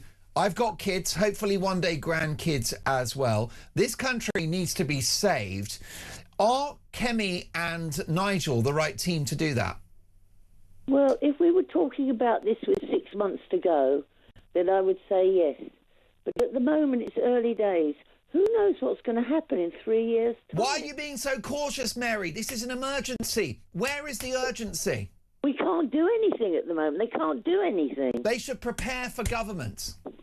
Well, they probably are behind the scenes. Who knows? But I feel that at the moment, unfortunately, because there are only 5 MPs of Reform, 5 or 6. They're not given much chance to speak up in Parliament. This is a fatal flaw. But who knows? By that time, maybe Starmer will be gone. Maybe Starmer, out of spite, might decide to suddenly call an election if he gets pushed too far. Yeah. Well, that is always possible. Mary, stay with us. Charlie, what do you make of this? I've got viewers and listeners who will say, no, keep the Tories out of this. We need change. And the only change we're going to get is from undiluted Reform UK and Nigel as PM. Well, I agree with Mary. I think, you know... Can you not feed her ego? She's already out of control. I agree with Mary, because it's early days, and I don't think there will be an agreement before an election. Even 6 months before, I don't think there would be. Well, that hands power to Captain Cleavage, doesn't it? Well, because they'll be competing in marginal constituencies. Well, the two things here, I think, is that, look, you know, if you were to divide up the political classes, then you would find a lot more agreement, I think, when it comes to Reform and the Conservatives than compared to the others. However, between the Conservatives and Reform, there is still a lot of differences. So, you know... I think it's mainly personality, isn't it? Well, you know, things like the 2-child benefit cap is one thing. You know, Reform have now committed to the triple lock for pensioners. Kemi, I think, has said that could be means tested. So there are differences, but ultimately, with those differences, I would imagine, because there have been a number of Conservatives that have switched to Reform, that there is more agreement there than across any other political divide. But there won't be, I don't think, and I don't think there should be an agreement at this stage, just because... the Tories got an absolute kicking at the last election, so it's not in Reform's interest to obviously do a deal with the Tories. Why would they? They're very unpopular. Kemi's polling might be up, but the Tory party brand is still, I think, very much not something that the public are rushing back to. Yeah. But also the trajectory of Reform. They've got 8 MPs now. They are the largest party in terms of membership. They have led in the polls consistently, about 250 polls, they tell us. They have led in. They should have an opportunity, I think, to go as far as they possibly can, to grow as much as they possibly can. And they are attracting people who are just so fed up of the two-party system and the status quo. It would be remiss, I think, and a mistake for Reform all of a sudden just to say, actually, we are going to do a deal with the party who the public have just kicked out of office, and that will isolate a lot of people who, particularly in the red wall seats and particularly in the north of the country, who have traditionally voted Labour. They might have voted for Boris in 2019, they voted Labour again in 2024, who are now looking for a change and an alternative. That's Nigel Farage in Reform. I don't think those people would appreciate all of a sudden a deal 3 years out, to Mary's point, with the Conservatives. Mary, you are a very wise and critical voice on Talk Breakfast, and we love your thoughts because you've got life experience, OK? You've been around the block a few times. You've got common sense as well. Here's my question to you. I take your point about it's 2 to 3 years away. Fast forward then, Mary. There's an election in a month's time.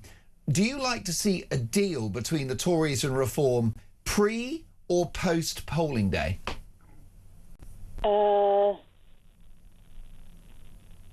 I think they would have to form a united barrier before the election because it would be too late after the election. Yeah. But I think Charlie is spot on, actually, about everything he said. But, Thank you. I mean, that's Thank you very much. Mary. That's the dilemma, isn't it? Mary's right to sort of reflect on this. That, you know, on the one hand, the cleanest solution would be everyone fights the good fight, and then the next day, after polling day, you look at the numbers, and perhaps it's 2010 all over again. This time, Nigel and Kemi in a smoky room, hammering out a deal. They may not have, Charlie Rowley, that privilege if they've cancelled each other out in key constituencies. And I think that you're absolutely right. You've hit the nail on the head. And I think, but look, there's history here because obviously Nigel Farage, I think, would argue that he stood down Brexit party candidates in the 2019 general election to allow the Tories a bit of a free run in some of those constituencies that didn't split the vote. Now, obviously, he feels since then that Brexit hasn't been delivered, and he's now, as I say, leading the polls. And he never got a thank you from the Tories. Never got a thank you. And Boris Johnson went for unadulterated net zero, crazy COVID lockdowns, and open borders. So old Farage feels very betrayed by the Tories. Totally. So the Tory party is, if there is going to be a party, it's very much the junior partner here. And I don't think that there will be an agreement before the election, but I think there might be. I would like to think, to avoid a rainbow coalition of the left coming in, or splitting the vote, as you said, Mark, between Reform and a split vote between Tory and Reform parties in constituencies that let Labour in through the back door. Nobody wants that. So I think there might be, even if it's not even spoken about, I would like to think that strategists, both at Reform and the Tory party, are looking down their lists and thinking, right, if we can't get 650 people vetted properly to stand for Parliament, where are the constituencies where we have not a hope in hell, and we just won't field a candidate there? And that might just, because that might give either Reform or the Tories, vice versa, the free run in. They would be better in Parliament to have as a colleague than a Labour colleague or a Green colleague or whatever. So even if they don't speak to each other, there might be strategists at both ends thinking, we don't want to mess this up. We can't. Nobody would be able to look themselves in the mirror and say, oh, we split the vote and we've let Labour in through the back door again. I don't think anybody wants that. Mary, I trust your judgment on politics. I also trust your judgment on people.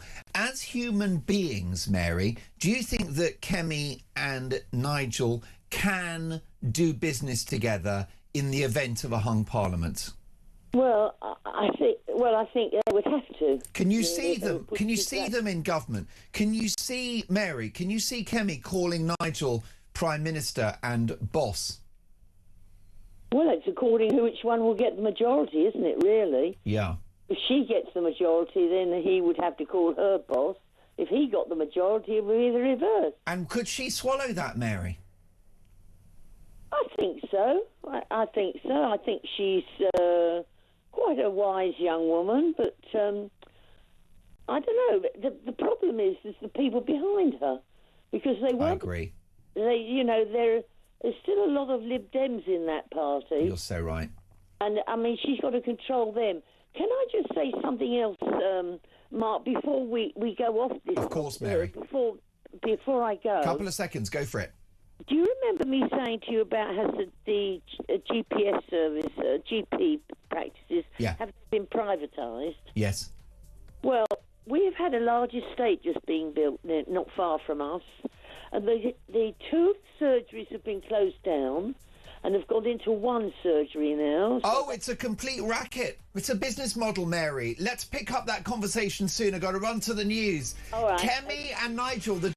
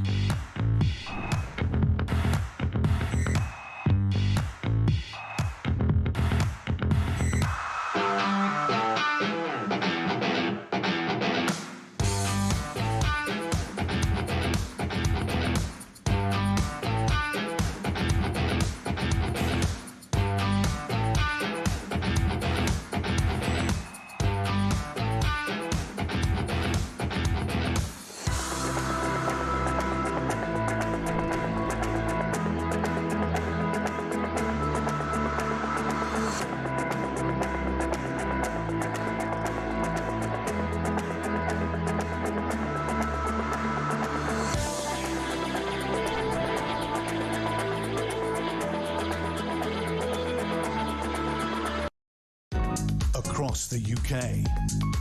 On DAB+, on your smart speaker, on your smart TV, and on your side. This is Talk.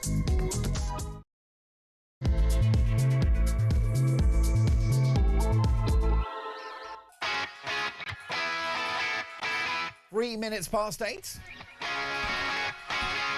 A very happy Easter Sunday. A day of joy and celebration.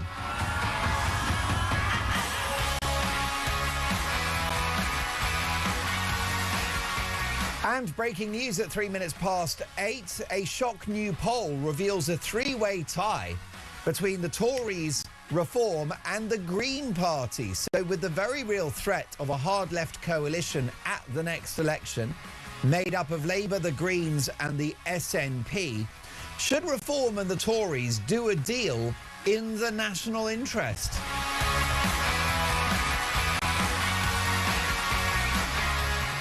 If the alternative is a hard left administration, are Nigel and Kemi the dream team to save Britain?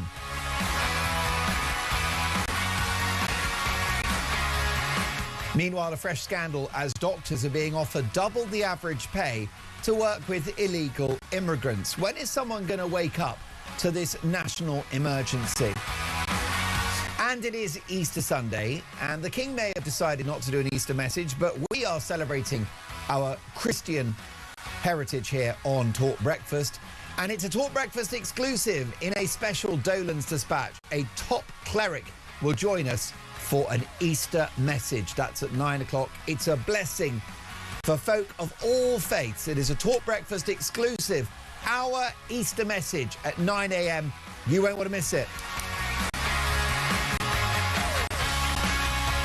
Now, my priority for the next 2 hours is to get your opinions on the radio and on the TV. So all you've got to do, give us a call, 03444991000. Text the word talk in your message to 87222. Leave us a voice note, and as the saying goes, let's talk. Executive producer Dean Spencer today, who's found us some brilliant stories. Dave the engineer pressing the buttons, and Davis is directing our TV output. Come on, Davis, give the camera a little wiggle for those watching on YouTube. By the way, our YouTube numbers are through the roof.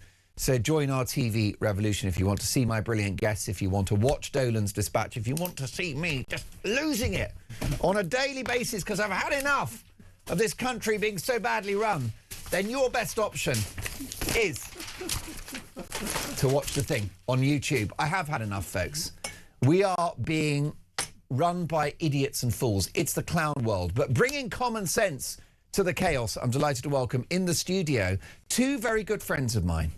Charlie Rowley, who is such a Mary Poppins type figure. He's already cleaned up the studio after that outburst. Thank you for that. I was more worried about your phone more than anything else. I can assure you, if I break that iPhone, I'd rather cancel out my fee for the show today. Charlie Rowley is a political commentator and Michael Gove's best friend. He was a great man. A man that is not in hock to any public figure, only his own conscience. Oh, that makes us all in trouble then, doesn't it? Big Peter Barnes. Happy Easter, both of you. Happy Easter. And it's a wonderful thing to celebrate Easter. Were you a little surprised that the King didn't issue an Easter message? Now, he doesn't always, to be fair to say. Not overly, because like we said, we don't really get the Easter message. But what this story for me really read was they don't get why people were angry that there wasn't one. I think the King is being very terribly advised, I think, with kind of what the public are feeling, particularly, the followers of the Church of England and the Anglican faith, because obviously we've had the mass prayer thing at Trafalgar Square. We've had all these instances. You've also got the international aspect as well, that, Christians around the world have been persecuted. You had burning churches. He's supposed to be the leader of the faith. Where's he leading? And I think that's what people missed more than anything. I do think a lot of it was actually more to do with Andrew Mountbatten Windsor, because if he'd have gone out, gave a speech and didn't mention it, the kind of more lefty liberal press would have gone mental. And I think he's rather done the trade-off between, he'd rather annoy, the one type of kind of news consumer rather than the other. I think that's the trade-off that has been made, and I don't think it's the right one, because faith is not a comms problem. It's something you're supposed to lead on, and I think they've got it terribly wrong. Is it time for our politicians and our monarch, Charlie, to reassert Britain's Christian traditions? Yeah, I think so. As we talked about before, I think, we are a very tolerant country. Some would argue we've been too tolerant. But we are able to enjoy other people's faiths and people, practicing their own faiths and religions freely in this country. And it is part of, being a free and fair country. That is part of the UK. It is our tolerance and our liberty. But that shouldn't be at the expense of Christianity. At the home religion. The home religion. But when you go to the United Arab Emirates, exactly. Okay, you can be a Sikh. Yep. You can be a Roman Catholic. Mm-hmm. But you are in a Muslim country. Absolutely. And don't you know about it? Don't you know about it? Don't you know? There's one or two clues. Yeah. But if you come to the UK, it feels like what we have done is actually, in the name and spirit of multiculturalism, cancelled Christianity out. Yep, absolutely. It is all very well and all right to be fair and tolerant and open, but not at the expense of the modern day Christian church, which actually all the laws of this great country that have been exported right across the world are based on Christian Judeo faith. So the rule of law, liberty, equality, all of those things are rooted representative democracy, the voice of the people. Exactly. Yeah. So equality between the sexes. Absolutely. I mean, Saudi Arabia, they don't let women drive, which actually is not the worst thing. Well, I'm not going to comment on that one, but what I will say you haven't seen Mrs. Dolan's driving. Again, Prius I'm sure she's delightful, but I'm not going to. I'm going to leave that one alone. But I mean, the Prius is. When I took it to the garage, George, who looks after, he said, "Is that even a Toyota?" I'm not even sure. Well, I don't drive. The name badge is all twisted inside out. Really? Oh. Yeah. But no, I will say, we've looked at the. I mean, the missus, she's like, "Well, I never drink drive." I'm like, it might be better if you did. Yeah, no one can tell the difference. Yeah, I mean, the great thing about drink driving, you see everything twice. It's not too bad. But I always get to have 5 and drive, don't we? I'm joking. Please calm down. No, if you look at the Archbishop of Canterbury, do I have to? I don't. Sarah Doolally. Yeah. Again, we found one that doesn't believe in God. I thought that's quite a unique thing to it. One after the other. But the speech that she's going to give apparently is going to be in favour of praising the Middle East. I mean, at what point do we have to start to realise that the Church of England is so out of control? It does not understand its purpose. It is latched on to woke, thinking it's going to remain relevant, like most institutions have done. And BBC. Yeah, the BBC, the royal family, most of our political establishment, they've all latched onto it because they thought it was trendy. They've not realised the consequences of it. And I think that's the big problem. And, unfortunately, we're stuck with them, I'm afraid. Yeah, I think Peter's right. Look, the Church of England has overreached in some areas, so criticising government policy, particularly when it came to things like benefits, so reducing the benefits bill. Justin Welby was very critical of that.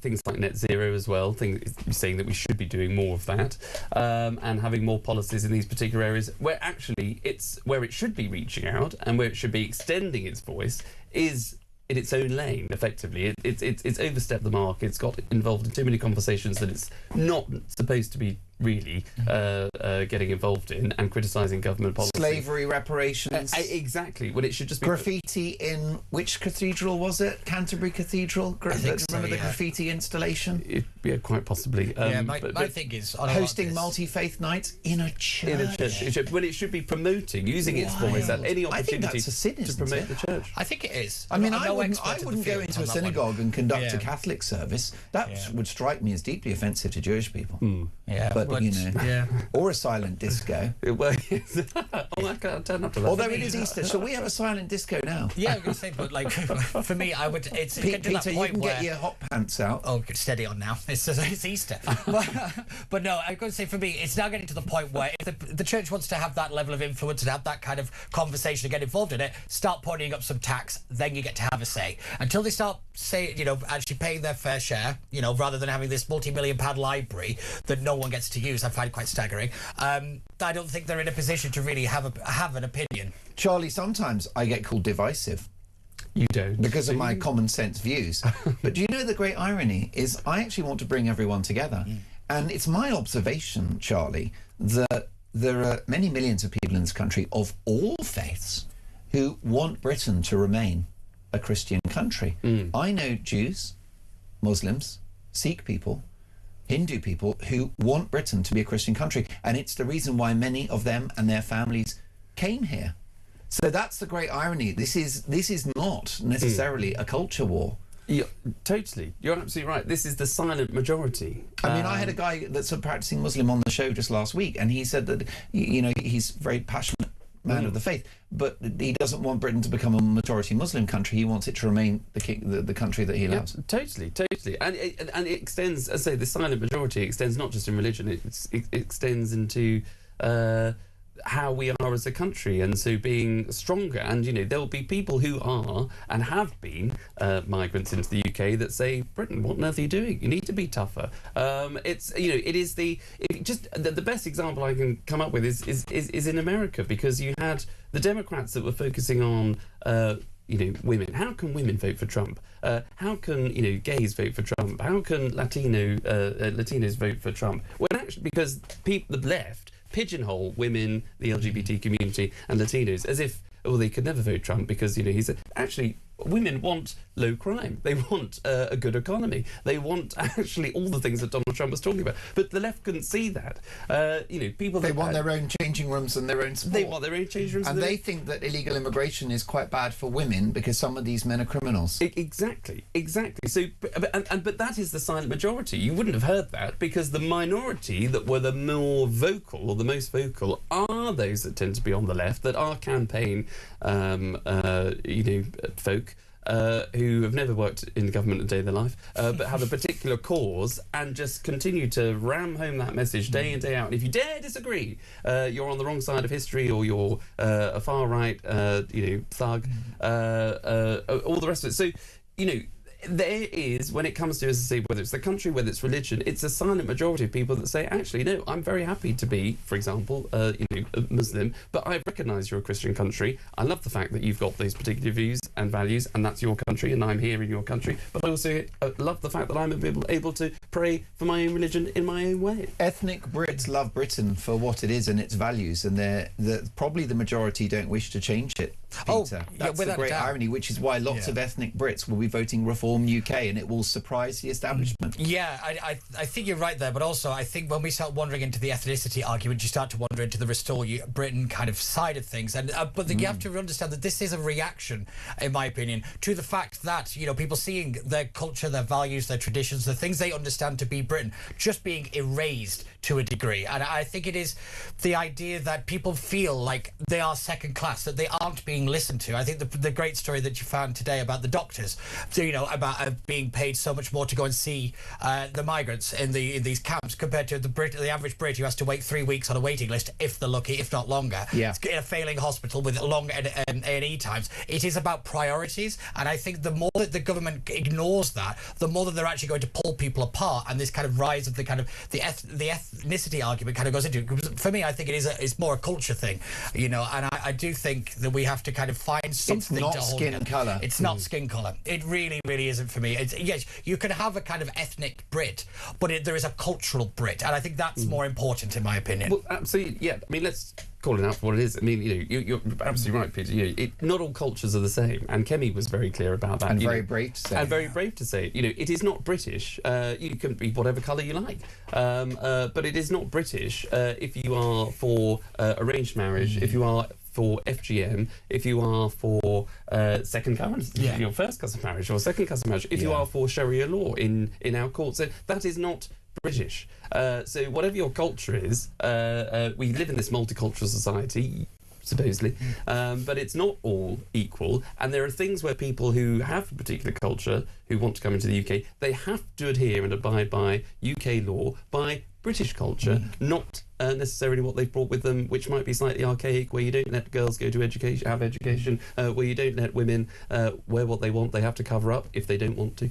All of these kinds of questions for far too long have been ignored, but if you dare challenge them, again, it's the silent majority that's thinking it, but the vocal minority that call you far right or racist. Last word on King Charles, Peter Barnes. Has he overplayed his hand in his warm words towards Islam? Well, I've always I've been of the opinion of the king for a while. He's somewhat of a busted flush anyway, and I've said he should probably abdicate over the entire Epstein and his brother and all this kind of stuff. But he was very weak. He was very weak over Andrew, wasn't he? Yeah, but then I do see it as a brother situation. I kind of get it, but he's got to it's kind difficult. of get. It's difficult to throw your own brother under the bus. 100%. But on this side of, he wanted to be a king of all faiths, if I remember rightly, at the coronation. And if you look at the actual coronation, there was a lot of kind of interfaith kind of work. And I understand how people want to be that, but he has a job. He has a role. He is there for a specific reason. And yet again, it does feel that, you know, he feels somewhat embarrassed by it. And I think that's the thing that really strikes me, is he feels he has to apologise for being the king, for being, you know, part of the Church of England and that kind of thing. So his embracing of the progressive multicultural cause is to apologise for Christianity. Yes, yeah, I do. And you can't have that from someone that's the head of the Church of England. Literally. It's not ideal. No, less than ideal, I think, is the best way to put it. But suboptimal?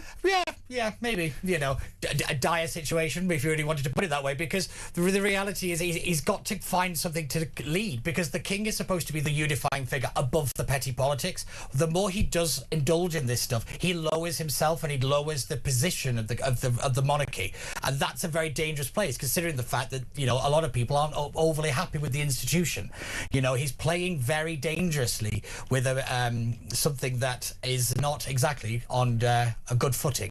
Do you think that King Charles, Charlie, is a very passionate Christian himself? I wouldn't hear a bad word against him. That's my answer. There you are.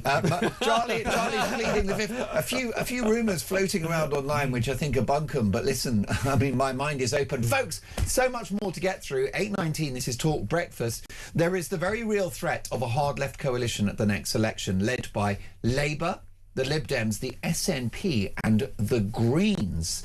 So, should Kemi and Nigel hammer out a deal in the national interest to save Britain? 8:19, this is Talk Breakfast. Let's take a quick voice note from Michael before that. Michael, take it away. Mark, the cost of these doctors for asylum seekers is so high, quite simply because the places they come from have endemic diseases that were almost wiped out in this country. I mean, let's face it, the incidence of TB, hepatitis, and even AIDS is going sky high simply because it's being imported. And that's the real truth that no one seems to want to talk about. Have a good morning. Michael, you're right about that. That's why Talk exists. There are people crossing the channel who have terror links. Don't take my word for it. That's the authorities. There are people crossing the channel who have a criminal record. Don't take my word for it. The stats bear that out, plus the attacks on innocent civilians in this country. And some of these people carry disease as well. And it's something we need to talk about. Why else do they require such proactive medical treatment when they arrive? It's an economic scandal. It's a national security scandal. It is a crime against the British people. It's got to stop. Lots more to come. 8:20, this is Talk Breakfast.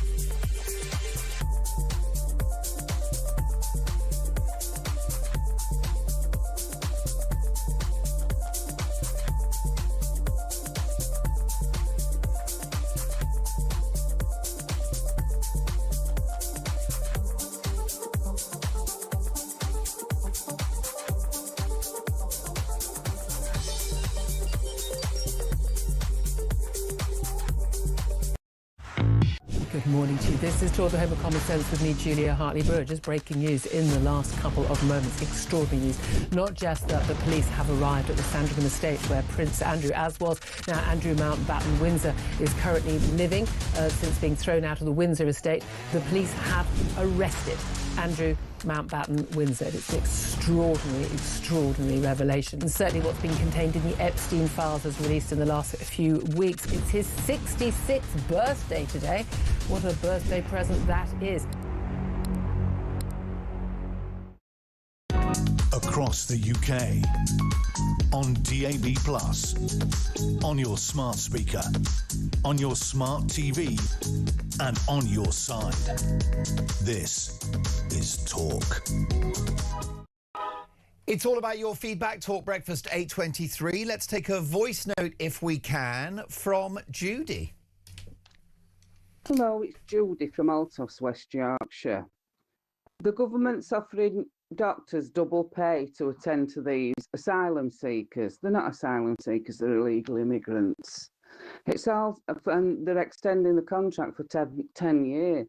They're also extended the contract for these hotels that are housing them for next, 5 or 7 years.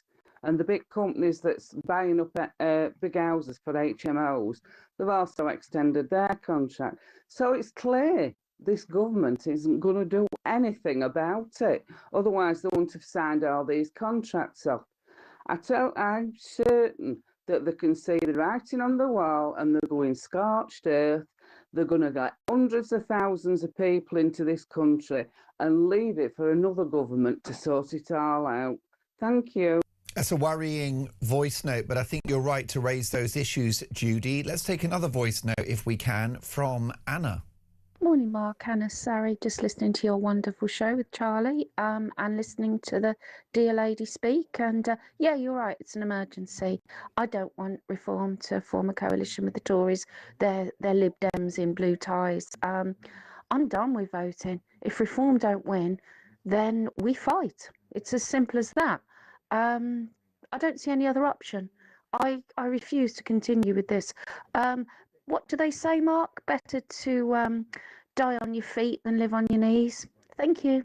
Anna, thank you for that, and happy Easter. Well, Peter Barnes, this is an interesting conversation.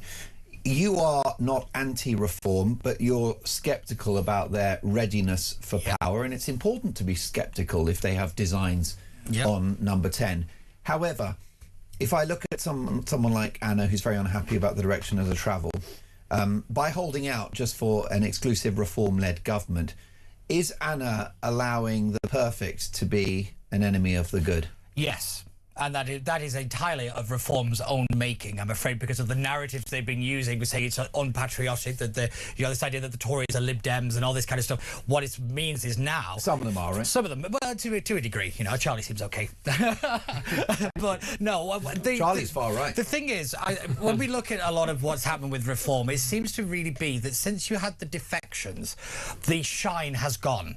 Because what it really did admit was the fact that the Reform aren't ready, that they haven't got the resources to actually form a government. The people, the kind of the reach, the power and all that kind of thing, the institutions that you need within a political party to actually govern. And what's happened is that they also, in the eyes of the electorate, they're no longer this insurgent force. They are now seen as a potential government, and that means that the criteria to which the general public will judge them on is very, very different. It's not, oh yes, we all hate this particular thing. It's, well, what are you going to do about it? And this is why I've been banging on for so long. The Reform have to get the policies out there, and they have to be strong. They have to be all put together correct, costed, all this kind of stuff, because that is how they convince people now. They're no longer the fringe party. They're no longer the protest party. That's Zach Polanski and the Greens. They basically, Reform lost exclusivity of being the outside force. So do the Tories provide intellectual and moral ballast to the reform project? It's not really that. It's more kind of institutional reach. In other words, they know where the levers are. They just didn't have anybody who knew how to pull them.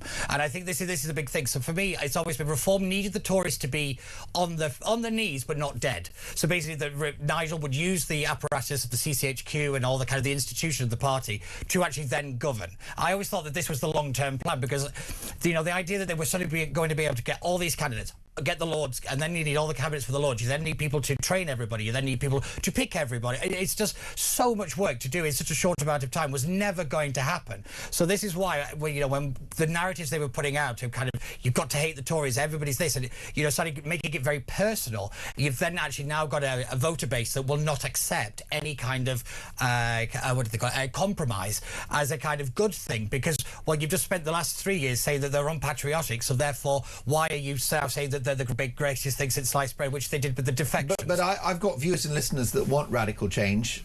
I think actually we need it. I think radical change we is definitely now do. Existential. And what would you say to the view that any involvement from the Tories in a reform-led government will thwart that change? We've already got the Chancellor. The potential Chancellor was going to be potential leader of the Conservatives. So at what point do you have to now say that you have to drop this kind of the Tories, this and that? You have to kind of let it go, I'm afraid, because if you want to save the country, you can't be this divided. You've got to compromise on something. How do you see the mathematics of this playing out, Charlie? Do you think reform can win on their own? I do. And I think it comes down again to the silent majority of people. And I think, look, the next test is obviously the 7th of May, and we'll have to see what those local election results provide. I imagine reform will do very well. How well they do in Scotland and Wales, up for debate, and let's see what happens there. But I think particularly in England, they'll do incredibly well. And I think that will just be another step towards certainly reform's path to maximising its grip on political domination in the UK. And I think there are just so many people that I take a slightly different view to Peter. Actually, I think reform, all they have to do is a bit like what Labour did, which is not say very much, preach for change, say the country's broken, and because there is so much political apathy out there, people are, like Anna, I think, just wanting someone else, and the idea Kemi polls better than the Tory party. That's a really important so it's fact. the brand of the Tory party that actually people don't like over Kemi Badenoch. But the reality is, you would talk to me, anyone in the street, they'll say Britain is broken, and to hell with it. We've tried all the others. Even if you don't like Nigel, even if you voted Remain, people would just think, you know what, this could be once in a lifetime opportunity. I'm just going to put a cross in their box. And the more that they can do that, whether it's at a local election, that makes it easier at the general election. See, I would agree with you, but I think what's very important when we look at this particular poll, where it's kind of a three-way tie, it's slightly different than Westminster voting intention. It's the who are you likely to vote for. So it's not who are you voting for, it's who are you still giving time of day to. And I think that's the fact that now that they're all kind of even, it kind of shows that one party, if they make a mistake, that vote is potentially lost. What we're seeing isn't necessarily a fractured electorate, it's like a disloyal one, basically. In other words, the votes are now rented and they're not owned. And I think that's the big danger for all the parties. And I've got an early Easter egg for you, Peter, because I think that you would quite like to have the best of both worlds, which would be a Tory-Reform coalition. One argument for that is that Kemi has taken the Tory party in a rightward direction. Talk of banning the Burka, up to £50 billion worth of spending cuts, which is austerity times 100, and concerns about other cultural issues, including cousin marriage. Kemi is making it easier for a partnership to play out. Yes, she is. That's very true. They've not gone one nation. No. They've not gone wets. Which actually, I think it shows her great skill in being able to hold the party together, because there was still a lot of kind of what we would call them wets or Lib Dems still within the Conservatives. ECHR's another one. But that was a big red line, still a big red line for a lot of members of the Conservative Party on the parliamentary side, that if they do start messing around with that, that they were going to walk away. That's why she had the way that Kemi approached things was sensible, and it was very strategic in which she did it. I was quite impressed with that, actually. But the reality is it's not really about Kemi, it's about the brand of the Conservatives, as Charlie said, because that is going to hold people back. You know, Kemi isn't dragging the party with her as quickly as she needs to. So people might like Kemi, but they don't like the Tories. I think she's going to be somewhat of a William Hague situation. In other words, people go, he's a nice chap, but I'm not voting for them. And you're absolutely right. And I think, look, it's she obviously paints a picture of herself as she is. She's an engineer, and therefore, you know, coming up with the right policies and all that's all very well. But you know, you could argue Theresa May came up with the right policy to deal with adult social care, but the country rejected it because they don't actually, sad to say, at elections, I don't want to hear bad news. So when it comes to the triple lock, which a lot of people might comment on and say actually that could be reformed, or actually that shouldn't continue because of how much it costs, Reform have gone big and said no, we're keeping it. So that is a whole section of over 65s who will, I think, vote Reform because they are committed to backing the triple lock. Whether it's right, whether it's wrong, we don't really know. But it's all that matters is votes and the numbers. Now, I'm very excited because the woman that's been described as the Australian Nigel Farage is joining us straight after. It's a massive figure in Australia who is hopefully going to save that great country. Before, just a couple of seconds if I can, Charlie, Daily Telegraph, Michael Gove admits a massive crush on the Home Secretary Shabana Mahmood. He spends a lot of time internet browsing and Googling images of the Home Secretary. He's described her as gorgeous. You know Michael Gove intimately well. You were an advisor to Michael Gove. Your reaction? I don't know him that intimately, but Did he have a picture of her on his phone when you worked with him?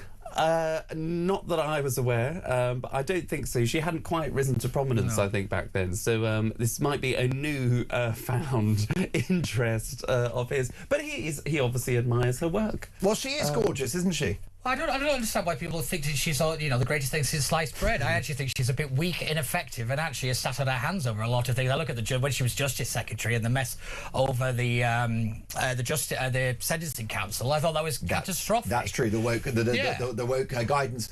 Well, nothing woke about you two. Can I thank you both for joining us? Happy Easter, and I'm so thrilled to have you both in the studio. Peter Barnes, Charlie Rowley. Come back and see us again soon. Next up, a fearless politician, somebody that's a true patriot, often described as Australia's Nigel Farage, exclusively on Talk Breakfast next.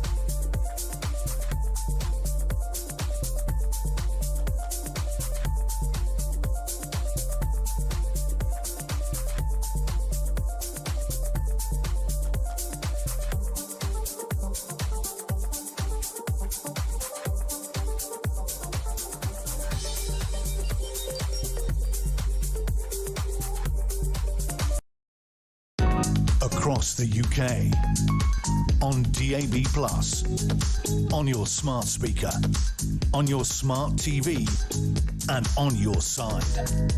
This is Talk. 8:35. Australia is a country that I love and admire, and it's a country that has finally woken up to the nightmare of net zero, wokery in its public institutions, and open borders. One of the main reasons why it's woken up is the loud, powerful and fearless voice of Pauline Hansen, leader and founder of One Nation. She joins me now. Hi, Pauline. Hi, Mark. And I just want to wish everyone a happy Easter. of the day. Well, it's wonderful to have you on the show. Are you sure you're not going to get cancelled for using the word Easter? Oh, God, no. I say what I want to say. So anyway, have you seen the dilution of Christianity in Australia in the way that we have here in the UK? Not to that extent, not yet. But if we keep going the way we are, we will. So anyway, I really feel for Britain and the way your country's gone, and that's why I keep fighting the way that I do, and against Islam and its beliefs. It's not compatible with Christianity. It's not compatible with our culture and our way of life, and that's why I'm going to keep opposing it. Do you make a distinction, Pauline, between so-called radical Islam or Islamism and the moderate Muslim faith?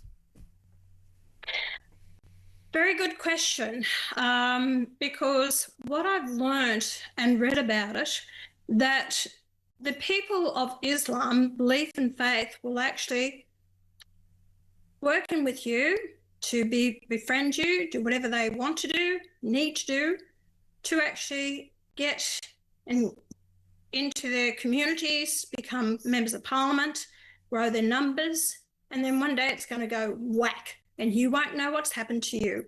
And that's what I see what's happening. You know, I feel for Britain, when I see the number of Muslims in Trafalgar Square praying there, it's about dominance. They're sending a clear message. We're taking your country and you've got nothing to do about it and you can't say or do anything about it. And that's why the people are rising up against it. And that's how I see it. And that's why my push to say, hang on a minute, if you want to come here, don't wear the burqa, you respect our laws, you treat it the same as every other Australian, but don't go out thinking you're going to bring in Sharia law into our country, because I'll oppose it. And can you tell me how much of the Australian population is made up of Muslims now? Is the rise of radical Islam an issue in Australia? It's about 4%, Mark. We've got about 1 million Muslims in the country, over 28 million population. And we've seen a rise of it in some of these federal electorates where 30% of the vote is actually Muslim. And you see it increasing all the time. And it affects democratic outcomes, which is a concern. Of course it does.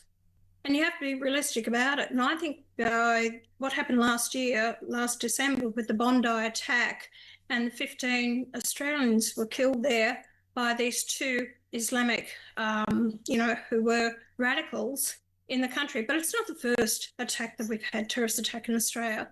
So, we have to be mindful of that. You've got about 18,000. There's 200 people on the watch list in Australia. And then you've got another who are being watched, and then there's another 18,000 watched by ASIO as well. So we do have a problem in Australia, and it's a growing problem, and we need to be mindful of it and make sure we're on top of it so it doesn't impact our country and our way of life. So notwithstanding the relatively small numbers at this stage, do you have concerns about the so-called Islamification of Australia? Of course, any country should. Canada has gone that way, that it's very much been dominated by these Islamic organisations, these clerics and the imams. We've got hate speech on our streets, and yet they don't seem to be pulled up. I see it growing, and my concern is what's been taught in the Islamic schools. It is a real problem, and if we look at history, what's happened to Egypt, Lebanon, these countries that were Christian countries, they were taken over slowly, but they were taken over. America, you got problems with it over there. Around the world, we see these problems happening. And I'll go back to, England. It's a real problem over there, and I see it constantly all the time. It disturbs me, and that's why I'm adamant that I will keep calling it out in Australia. Have you, Pauline, been characterised as Islamophobic in your home country of Australia? We just lost Pauline Hansen. I think you'll agree, quite the most compelling conversation. And there are many people that will object to what Pauline Hansen has had to say about the Muslim population in Australia. Relatively small, 4%, but her concern is the impact it's having on democratic outcomes and Australian society. And she's right to point out that you have Muslim communities in the West who exist in a parallel way in terms of values, the language, sometimes even the rule of law. It's worth remembering that after the awful October the 7th attacks in Israel, the very next day in Australia, in Sydney, of all places, there were thugs chanting, "Kill the Jews, kill the Jews." That's not acceptable in a free society. I'm delighted to say that Pauline Hansen is back. Pauline, have you been described as Islamophobic in the past? I think we may have lost... Oh, you're back. You're back. Sorry, Pauline. We had trouble with the line there. Yeah, where do you stand? The accusation of Islamophobia or even racism, how do you respond to that, Pauline? Look, I have been called constantly over the years, Mark, the last 30 years, because they can't combat my message. Yeah. And it's the only way they can shut me down. And that's why we've got to get over that. It is what they use all the time. You're Islamophobic, and we've moved hate speech laws in Australia to shut down. People have an opinion, and we've got to go against that. You have to stop it. You must actually stand against this. And I'll tell the people of Britain, stand up for you know who you are as a people, as a nation. You are British. Be proud of it, and don't let these people put you down. These politicians, if they think differently to you, then throw them out. Don't keep electing them. Get your country back. Do you feel sorry for what's happened in Britain? Does it sadden you how the UK has played out? Is Britain a warning to the free world? Most definitely it is, and it's been a big warning to me. And as I read the book of Ayaan Hirsi Ali, you know, she's an advocate of, say, open up your eyes, listen what is happening around the world. And I've read, you know, other articles and I see what's happening in Britain. And that's why I'm so adamant that I won't allow it to happen in Australia as long as I possibly can, and to wake people up to it. You know, it's about people power. And I keep saying that all the time, Mark. You know, these politicians, they're blinded by these, to keep their seats in Parliament. They're not representing you, the people. And if they don't represent you, if not by the values, you know, why did you lose so many people to go and fight for your country, for the democracy, for freedom of expression? Why not for the Christian faith? And that's what Britain is, Christian faith. Why do you allow these people to just walk over the top of you and tell you what to do, take away your country, can't fly the flag? You know, these are things that are important to the British people, and you must get the message across. Stop the brainwashing in your educational system, and that's what they're doing. They're teaching the Islam in your educational system, in the schools, that there's no problem, wear the hijab. To see hijab day, I couldn't believe it. Yes, as a woman yourself, who is a passionate advocate of women's rights, Pauline, and someone that has prevailed in a still male-dominated political world, what do you make of young women being subjugated in that way, forced to cover their heads and treated as second-class citizens? Just on a human level, how does that make you feel? I'm disgusted by it. You know, that's going back how many hundreds of years. I thought we'd move forward beyond that. Here they're in Australia pushing for women in corporate positions, same pay, same job, same pay. And that's very important that we actually do this. But the whole fact is, to allow this to go on with people being treated the way they are, female circumcision, you've got people, you know, females only worth half the value of a man, even coming to property rights or coming to the rights of your children. Why do women allow themselves to be put down by a religion or a belief? And it's an ideology. Why do we put up with that? Haven't we come far beyond that? Well, you've been pushing back, Pauline, on male power for years, and yet here we go again, this time ushered in by the progressive left and even, mystifyingly, Pauline, by Western feminists. Correct. And they're the ones that are not standing up for these women. I have spoken up for the people of Iran and these women. Do you know, when I did that, all the Burka in the Parliament, I had the Iranian women write to me, this organisation said, good on you for sticking up for us, for fighting for us. Just worth remembering for my audience that you entered the Australian Parliament in a burqa to make a political point. Yes, I did. I wore it twice. I wanted to ban the burqa, and they threw it out. They wouldn't even allow me to introduce my private members bill. So I went up to my office and I put it on and I wore it down because I had it there because I wore it 7 years ago to prove a point, to stop, in the Australian Parliament, there's no dress code. So anyone who gets elected could actually wear a burqa. There's no dress code. So I wanted to prove a point 7 years ago. So that's why I had the burqa. So I thought, well, you won't want to ban the burqa, I'll go and wear it. Well, that upset them more, didn't it? So I was actually censured from Parliament for 7 days. I had to miss 7 sitting days of Parliament because I wore that burqa. And we're going so woke, Mark, in Australia, and you've got to constantly keep pushing back and push back all the time. And they have no argument against me. It's just this left, the ideology of the left, and it's happened all around the world. But I believe that the people now behind me, I've been consistent with it. I've, spoken up time and time again. And that's what I say to the people of Britain. If you have an opportunity to vote for someone who's really is proud to be British, proud of the country, wants to represent you, then you've got to get behind them.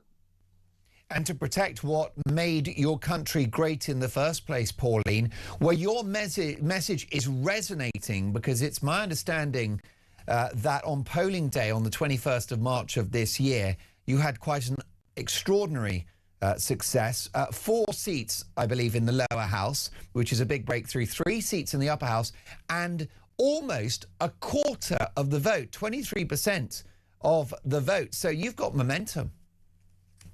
We have got momentum, and the polling is showing that since the end of last year, that the Australian people are prepared to vote for one nation in Australia. And the latest poll that's come out today, who would best deal with immigration? It was One Nation on 40%, the Labor Party, who's now government, at 19%, and the Tories, we call them Liberals, but it's Tories in your country, on 14%. So the people are starting to wake up that One Nation is the party who will deliver good governance for the people of Australia moving forward as a nation, and protect our nation, protect the people, look after people with good policies. And I think it's very important. Yes, we had that win in South Australia, but there is a momentum that's happening in Australia, and people want change. They're fed up, the major political parties that have signed these international treaties and agreements, that it's not in the people's best interest. And when I see people living in poverty, they have no future, there's no pride in their nation, who they are. People want change. They most definitely do, and your message is resonating here in the UK, because I've got a message here from Michael who says, good morning, Mark. Pauline, I absolutely love you. My cousin is in Australia. I keep an eye on what's happening to that country. Go, girl. This from Jackie. I'm sat in my caravan watching the waves roll onto the beach. The sun is shining, listening to talkTV, enjoying every second. Jackie, for that. Thank you for that. Hansen for Queen. I love Pauline, says Mark in Southampton. So on point regarding Islam. We need to wake up soon. Another texter, Pauline is a hero. Have a great Easter. Suze, Pauline Hansen's every word is correct. Your comments resonate across the West, which for some reason has chosen cultural and economic suicide, Pauline. Yeah, the people of the West, the public are actually waking up to all this and what they've been fed, and they've been suppressed because you can't say anything because you're called racist, or you're going to be put down, you're Islamophobic, whatever the argument is. And what I keep saying, I keep fighting back, Mark. I've been in this game for actually, I was elected 30 years ago on the 2nd of March. And I was out of politics for 18 years, and I got back elected in 2016. I have a responsibility to the Australian people to speak my mind without fear or favour, and I will continue to do that.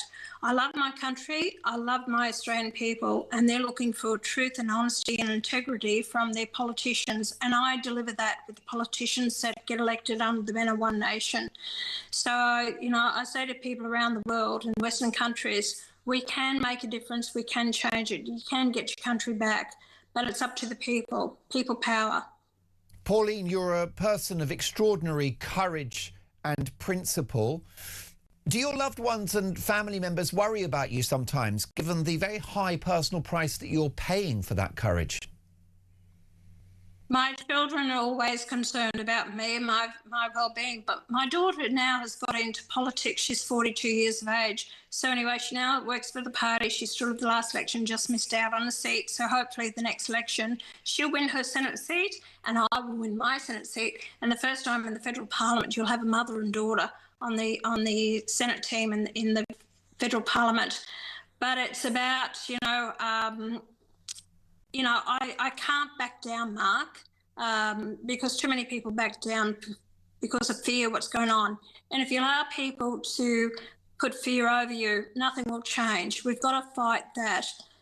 I don't put my life on the line like the people did who went to war in the First or Second World War or other wars that we faced. They really went to war and put their lives on the line. I don't do that.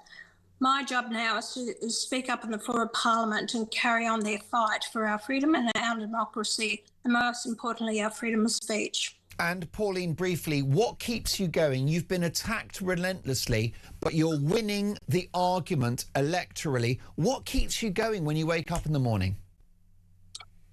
Mark, I've had some ups and downs in my life, especially with politics, and I was in prison for 11 weeks in maximum security, and that was in 2003, and people wouldn't know that. But anyway, I thought I'd have rocks in my head ever get in politics again, but I did. And you know what? The greatest thing that I have is I might get a letter or a phone call to my office and people are in dire straits and, distressed and can't get answers and anything happening for them, or maybe on the verge of being deported from the country. And I step in and I actually do something for them, whereas they're at their wits' end. They don't know who else to contact. And just doing those little things to help people, give them some comfort in their life, I get a lot of satisfaction out of that. And that's my job. That's what I signed up to, is to work for the people. Pauline, it's been a deep privilege to have you on the programme. More power to you. Thank you for your courage, because your fight is our fight too. My thanks to Pauline Hansen, leader and founder of One Nation in Australia, who are now boasting 23% support within the Australian electorate, often described as Australia's Nigel Farage. Your reaction to what Pauline Hansen has had to say? 0344 499 1000. This is Talk Breakfast.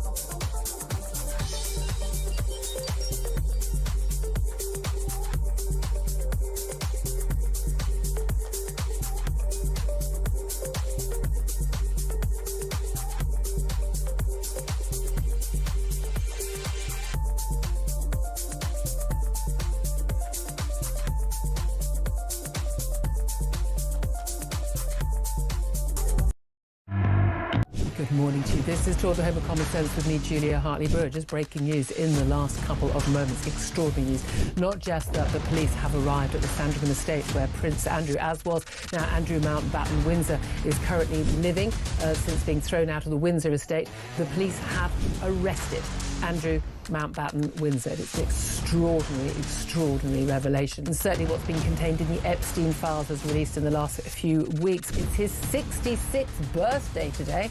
What a birthday present that is.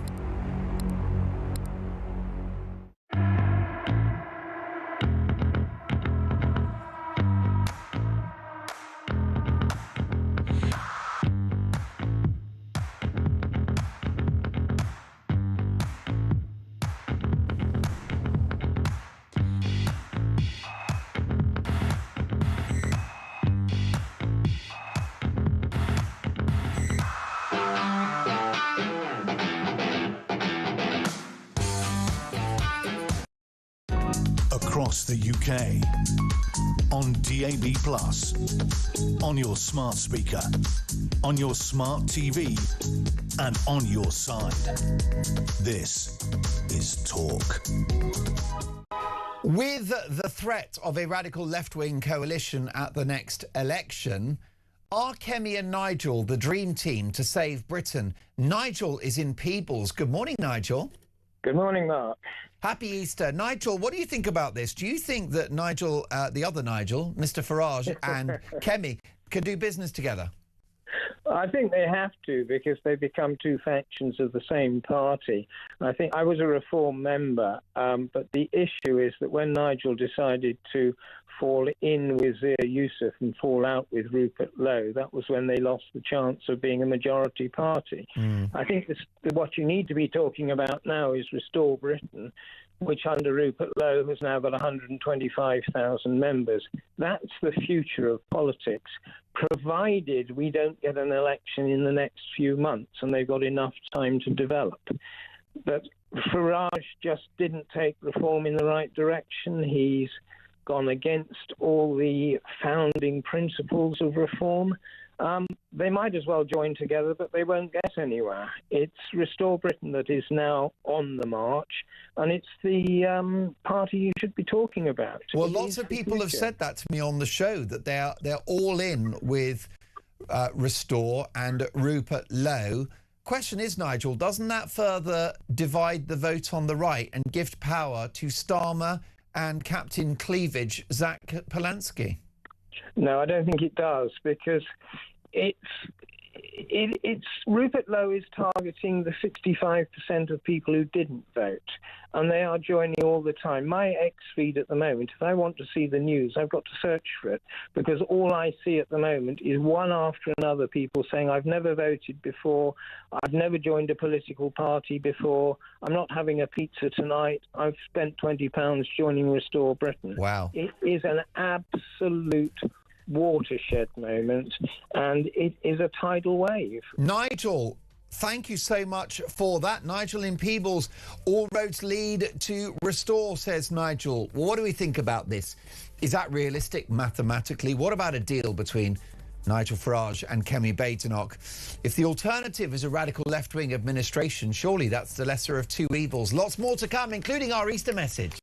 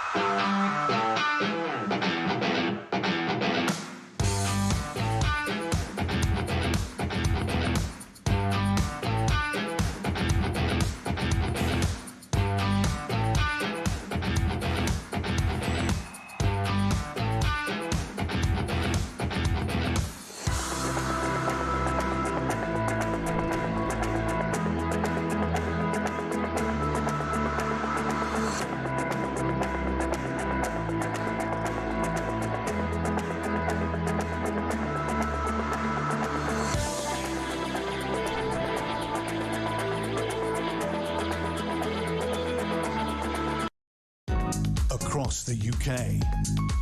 On DAB+, on your smart speaker, on your smart TV, and on your side. This is Talk.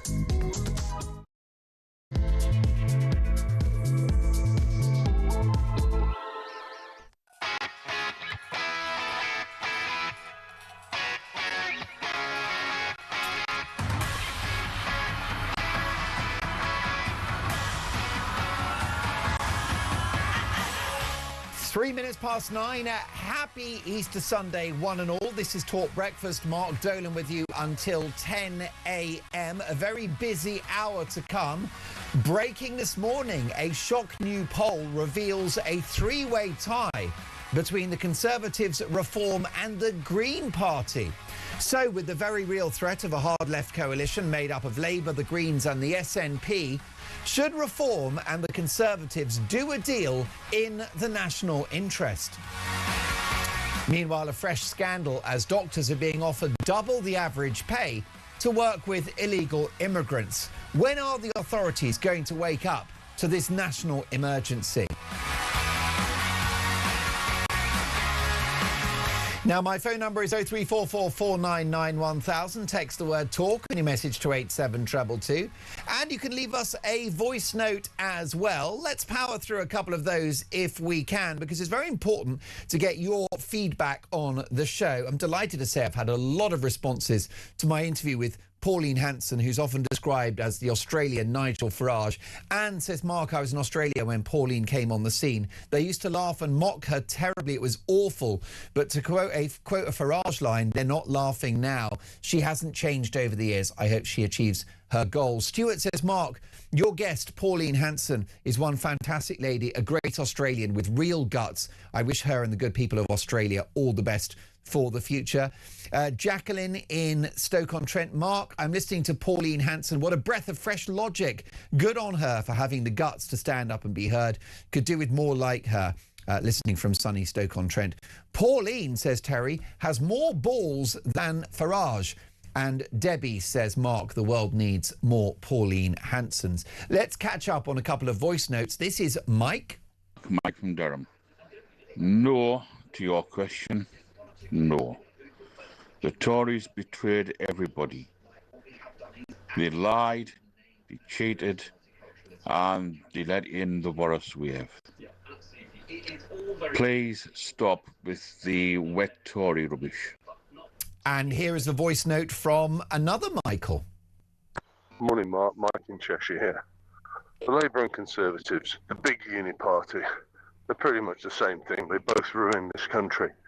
Well, they want to see the chaos. They want to have an election that falls apart, that doesn't work, quite simply because they want people to turn around and say, well, what's the point in voting for these new parties? We might as well just go back to what we know because everything else is failing. And that's the bottom line. Kemi Badenoch, Keir Starmer, they demand the chaos. They want an election that fails, and then they can come back and say, they're the only alternatives. Have a good morning.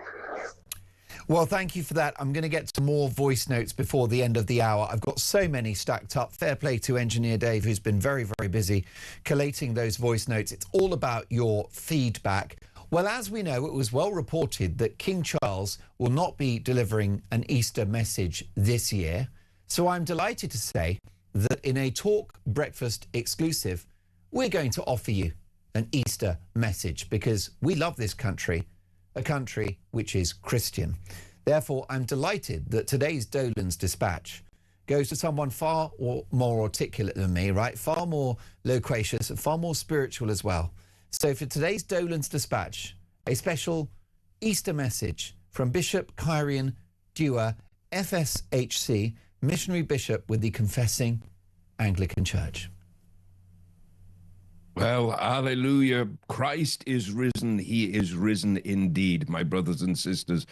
And on this glorious Resurrection Sunday, we celebrate that life that has given life to all of mankind who openly receive the risen Christ. And I am truly blessed just to share a few moments with you as we speak.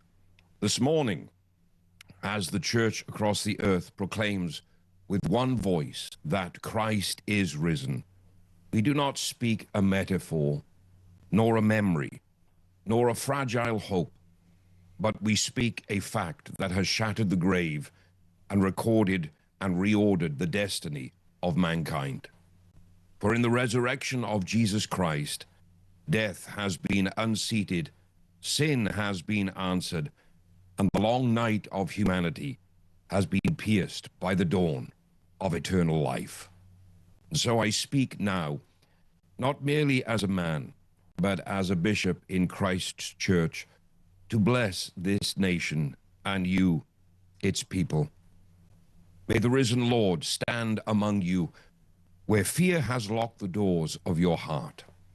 May he speak his peace into your anxieties, your homes, your families, and your futures, especially at such an uncertain time.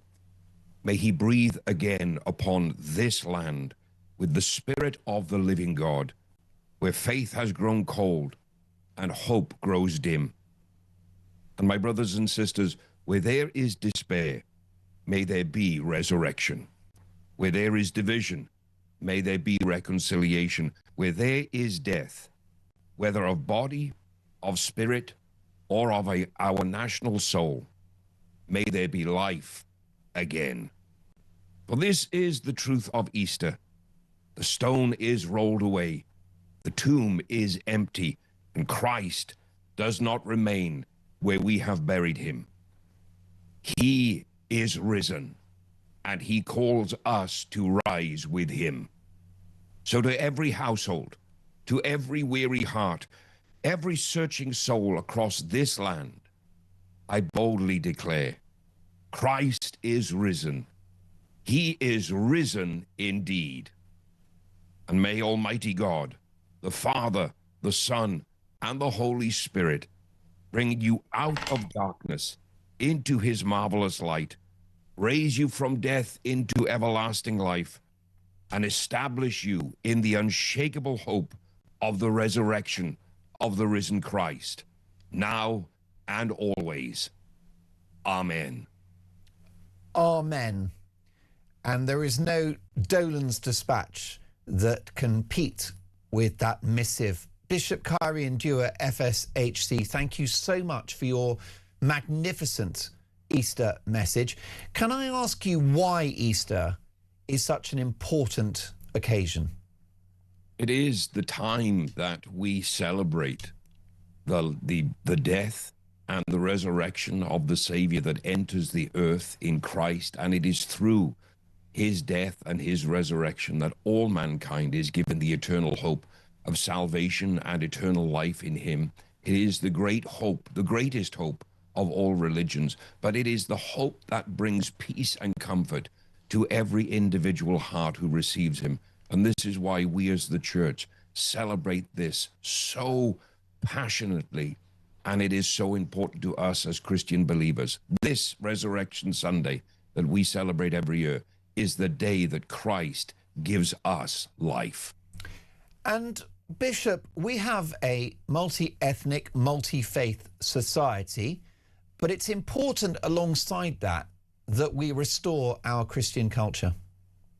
100%. And at the moment, as many people will be aware, I've made very bold and public proclamations of my concerns about the deliberate erosion of our Christian faith, our Christian culture, and our Christian heritage. To say that we are a Christian country simply because of history is not enough.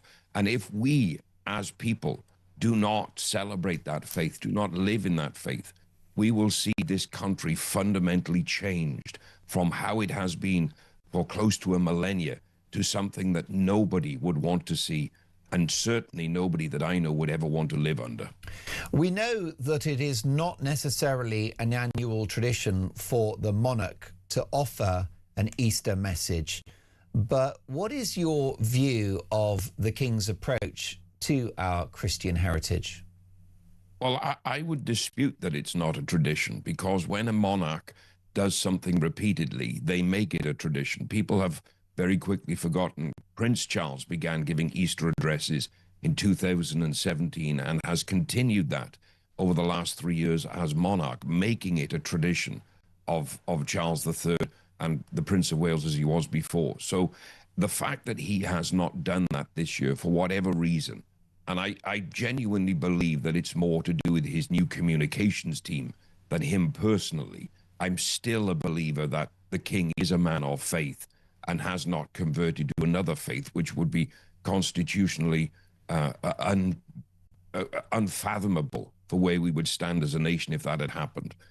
But the opportunity to bear equality to all faiths in the king's multi-faith Britain has been severely missed, especially at a time when there is huge public speculation about the rise of Islam, or particularly fundamentalist radical Islam in the United Kingdom, huge concerns about sectarian voting blocks, as you mentioned just before you brought me on.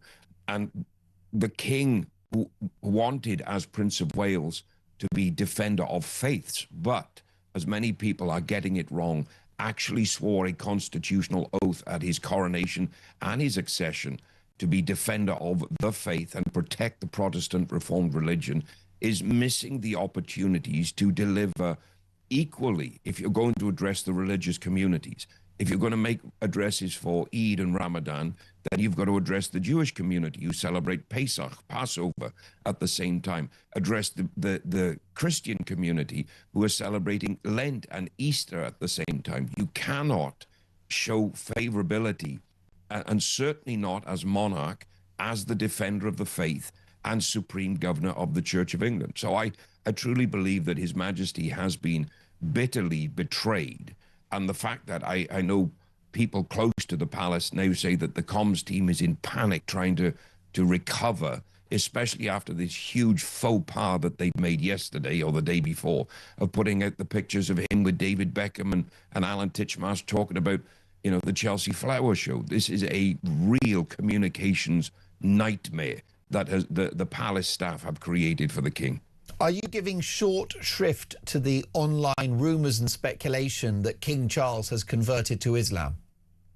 Well, I'll say this. I don't believe it for 1 second. I believe that His Majesty has a fascination because of the way he's lived his life. I believe he has an interest in Islam, but predominantly through his history as the Prince of Wales, to do with Islamic architecture, Islamic crafting, Islamic mathematics, largely brought on by his mentor, Lawrence van der Post, who exposed him to all kind of mysticism. The king is well known for his fascination with Eastern Orthodox mysticism as well. So I believe that the king, and I truly hope and pray that he still is, I believe the king is a man of the Christian faith. I just don't think he's doing enough to fulfill his constitutional oath as defender of the faith. And it's interesting, isn't it? Because we have a multi-faith, multi-ethnic society, the vast majority of whom wish for our Christian heritage to be preserved. There are British Jews, British Muslims, and of course people that have no faith at all that still wish this to be a Christian country. Well, most people that have come here or have been born here of a different faith recognize that Britain has been a Christian country for over a millennium. And it's what they like about it. It is. And the problem is we have massive numbers, and I don't want to get into an immigration debate on Easter Sunday, but we have massive numbers of people from another faith entering this country legally and illegally with one desire, and that is to completely supplant our Christian culture, faith, and heritage, and create an Islamic state and have us live under Sharia law. So I support all of the faiths that honor and acknowledge our Christian heritage. I'm not against any other faith being able to practice their worship in the United Kingdom. We have laws that protect freedom of religion. What I'm against is any faith that rises up to try and completely overturn our culture, our country, our faith, our church, and turn it into something that they say they've left behind when coming to this country. If that's the case, and I know a lot of people would be surprised to hear me say this, particularly today, if that's the religion you want to live, there are multiple other countries you can go and live in that operate under that religious system. Feel free to go there anytime you want. We just spoke to Pauline Hansen, as you'll know, a woman that's often described as the Australian Nigel Farage, and she said that Islam is incompatible with Australian culture. Well, in the UK, that's not a genie that's going back into the bottle, is it? We have a multi-ethnic, multiracial society. So how do we accommodate all of these faiths, in particular Islam, and still move forward as a Christian country? Well, firstly, we as a people need to find our faith again, more than anything, because there's too many people that say I'm a Christian but have no faith in Christ, active faith, do not attend the church. This is why the church is dying, so to speak, in the United Kingdom. Secondly, we cannot favor any individual religion that has come to this shore when we have a state church and a national religion, and give them favorability and allow what has happened over the last 30 plus years that has caused this rise in radical Islam. Now, the reality of it is this, and I'm not against anybody when I say this. This has nothing to do with the people. But we have mosques all over the United Kingdom that are preaching all manner of hatred against the people of this country, all manner of hatred against the state, and teachers that are seeking to supplant it. Those mosques need to be shut down, whether people like me saying it or not. The reality is you cannot have fundamentalist terrorist ideology proclaimed from a pulpit or whatever it is in a mosque and allow that to go on, because that is what is used to indoctrinate people into hating this state. And until we have a government that is willing to tackle Islam for its radical ideologies and not be afraid of being labeled as racist for speaking against it, because Islam is not a race, it is a religious ideology, it is a theocratic governmental ideology that would seek to supplant every nation it enters. Until we have, as I affectionately say, governments that have the testicular fortitude to deal with that properly, we are always going to have this problem in our shores. Well, we have the realpolitik, don't we, Bishop, and the mathematics of who achieves power. So at the moment, Reform UK lead in the polls. Is Nigel Farage the man to stand up to radical Islam? I would hope he is. And I say that with love for this country and respect for those that have decided to work in the political arena, irrespective of their personal beliefs. I would hope that he is, and I would hope he fulfills some of the pledges he's made. I just have my own personal reservations about anybody lacking the intestinal fortitude to actually make good on a lot of their promises. Bishop, your Easter message was a deep blessing for myself and my growing family of viewers and listeners. We wish you well for Easter Sunday. Do you have plans for the day apart from prayer, celebration and contemplation? I have no plans other than leading the faithful both in person and our online service at 4 p.m. for those that can't get to church to join. So that will be my Easter Sunday complete. Well, actually, how can people tune into that Easter service today, this afternoon? We will be live on YouTube at 4 p.m. You can just find me at Bishop Dewar. It's very easy. Find any of my social medias. The link is there to join us on YouTube. But we will be live from 4 p.m. as we celebrate the risen Christ in the last day of our online Easter conference, which has been going on since Palm Sunday. And I would love to see as many people as feel they want to join be part of that this afternoon. Book your place, 4 p.m. Search Bishop Dewar on YouTube. Kyrene, thank you so much. Look forward to catching up soon. Happy Easter, one and all. Lots more to come. This is Talk Breakfast. Let's catch up on some voice notes, perhaps the busiest day so far we've ever had on voice notes. This is, if we can, Engineer Dave. Let's go to Rob. Good morning, Mark. I hear in the Metro today, I've just read that a girl has been raped by 4 migrants. They're looking for the perpetrators somewhere in Somerset. How much more is this going to go on for before something is done about this? Yeah, check the Metro today. You'll see. It says quite clearly in one of their headlines that a young girl has been raped by 4 Asian men. Anyway, this is Rob from London. Bye.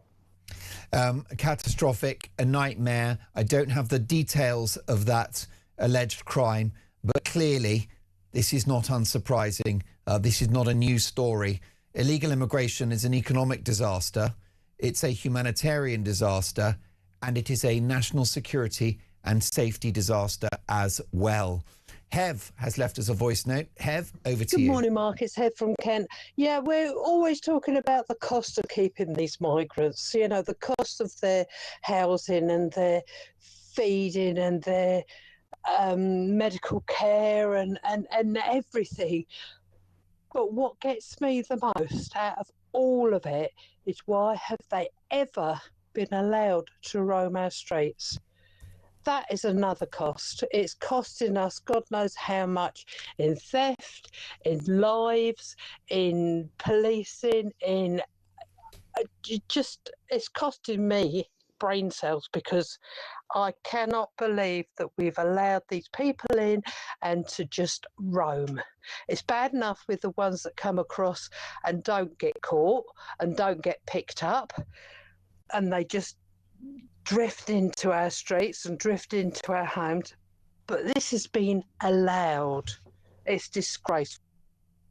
Hev, you're right about that. I'm mystified that if you break into the country illegally, you get a GP appointment, you see a dentist, which most of us don't have that privilege, you get pocket money, you get a mobile phone, you get accommodation, whether it's a hotel or an army barracks. Either way, it costs us money, and you have the freedom to roam. It is wild. It is incalculable. I can't believe it. I feel like I'm living in a parallel universe. We're going to get some common sense next from an absolutely fearless political commentator. Do not go anywhere. 9:24 Talk Breakfast.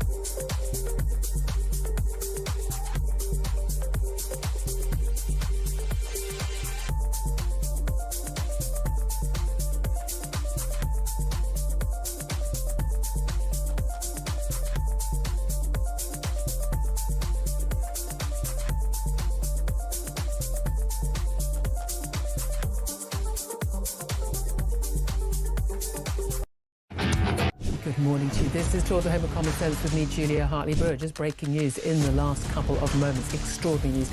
Not just that the police have arrived at the Sandringham estate where Prince Andrew, as was now Andrew Mountbatten Windsor, is currently living since being thrown out of the Windsor estate. The police have arrested Andrew Mountbatten Windsor. It's an extraordinary revelation. And certainly what's been contained in the Epstein files as released in the last few weeks. It's his 66th birthday today. What a birthday present that is. Across the UK, on DAB+, on your smart speaker, on your smart TV, and on your side. This is Talk. You are listening to Talk Breakfast. So many voice notes this morning. I've got to say a record amount of interaction. Let's take a voice note from Glenn. Morning, Mark. Glenn from Suffolk here. Great show. You're annoyed. Oh, Nothing compared with me, mate. Honestly, my wife and I'm 61. She's 60. We've worked hard all our lives. We both work part-time now. A bit of a lifestyle choice, and we're just planning our retirement. You know, hopefully we'll get there, and we've got all our ducks in a row, and it will be not an incredibly comfortable retirement, but comfortable enough for us. But do you know what? You talk about the Lib-Lab Pact and the Greens and the SNP. If anyone other than Reform, preferably Restore, get in next time, my wife and I are leaving. The country won't be worth living in. And we really shouldn't be having to think like this at our age. We thought we had it all sorted. Everything was going to be fine, but it's all gone to pot, mate. Have a good day. Well, I really appreciate that message, and I wish you and your missus well. And you've helped spark a big conversation this morning, which I'm going to continue in the company of a good friend of mine. Sunil Sharma is a political commentator and host of the hit Rational Voices with Sunil podcast. Hi, Sunil. Hey, Mark. How are you? I'm really well, and your podcast is fascinating because you welcome people from across the political spectrum with great reflections on the direction of travel for the country, which I think, based upon listening to your show, is mainly downhill. We're not happy about what's happening to Britain in 2026. I've got viewers and listeners, Sunil, that want radical change, economic change, institutional change, cultural change. But many fear that that isn't going to happen if Reform UK go into business with the Tories. What do you think? I think it's really tough. I've actually been pleasantly surprised and impressed with Kemi Badenoch's performances so far. I think the big problem for the Conservative Party is reputational damage over the last 14, 15 years. I think there's a real lack of trust from the public with them. And the idea of them delivering radical form for a lot of people is probably not going to happen. I don't necessarily think Kemi is a problem. I think maybe it's a deeper issue within the party. I think a lot of people, I think people like myself who would call themselves conservative would look at that party and say there's not been a lot conservative about that party for the last 15, 16 years. And I think there's a real lack of trust there. And Reform offers something different right now. They offer something completely fresh. They don't have the baggage of what the Conservative Party have. So I'm really concerned just listening into your program when we hear about the potential Lib Dem, Labour, Green coalition. I think that if this government isn't bad enough, I think that would take this to another level in terms of how bad things can get. I think you look at some of the things that the Green Party want to do when it comes to, in particular, with drugs, decriminalising the usage of heroin. I mean, it is literally, I don't think you can even call it university politics. It's like child playground politics, and it's really, really, really scary. And Sunil, far be it from me to put words in your mouth, but as a British ethnic person yourself, it's my view that there are many people in this country from different faiths, different religions and different ethnicities who feel very passionate about preserving the values and traditions of this country, that want Britain to be Britain again. 100%. You know, my parents came to this country in the 60s, 70s. They came to this country to be part of Britain. They wanted to raise their children British first. They were attracted to what Britain was. 100%. And I think when you are those people and maybe a product from that environment, you can see and feel it maybe even a bit more, because you can see what life could be like had my parents not come to this country. And I'm so grateful that they did. Now looking forward, I look at the people coming into this country. I don't think they come with the same motive. I don't think they come maybe like my parents and so many other of that generation came to be a part of Britain. They want to learn English. This is their language. Adopt a Western style of clothing. Their environment is westernized. Yeah, they may pray at home and be their own Hindus at home, Sikhs at home, whatever. But outside, they understand they're British first, and that's their values, and that's the value they're going to teach their children, and that's what they're going to be proud of. You know, I look at what's happening now, and I don't see that. I think the demographic change is frightening and scary. The sheer numbers, which means people don't have to adapt, people don't have to assimilate into society. But I think on an even bigger level than that, there's people who come to this country with a genuine hatred for what Britain stands for. And I can't understand why we accept and tolerate that. That is unacceptable. Nowhere else in the world, aside from the West, where we allow this to happen. And I think that is in itself an embarrassing part of what is going on in Britain. And I hope and pray it changes. Well, indeed. And for example, as with the so-called Boris wave, you're looking at low-skilled people who are going to be a net cost to the taxpayer for the rest of their lives. So if you look at mass uncontrolled legal and illegal immigration, it is both cultural and economic suicide. 100%. I mean, you look at some of the news today in terms of doctors being paid more to treat migrants. It's absolutely ludicrous. That's where British taxpayer money is going. It's going towards people who have no interest in helping the country, serving the country. In fact, a lot of them actually hate the country. That's where British taxpayers' money is going. And I think I still find it crazy that there's so many people in this country that don't see that. They don't see what's actually happening behind the scenes. Your show is amazing at it, but there's not many else out there that are prepared to have this conversation. And that's why I applaud your show and ones like us, because the moment you do, there is that threat or fear of being called a racist or being called something else. And I think it's wrong. I think there's some serious issues, and I don't think we should hide away from the fact that with the sheer numbers that are coming into this country, there's serious economic damage, there's serious cultural damage, and there's serious social damage. And that is frightening. It is indeed. And the accusation of racism, well, it doesn't work anymore. It also demeans the word. We know that racism is one of the most wicked human traits. But if everyone's racist, that word loses its power. To refer to you, Sunil, as racist is beyond parody, a literal absurdity. And the same for myself, in fact, as the son of Irish immigrants. And I think what's happened, the difference between your family and mine and what's happening currently, is the expectation of integration. Yeah, couldn't agree more. Expectation, and I think duties.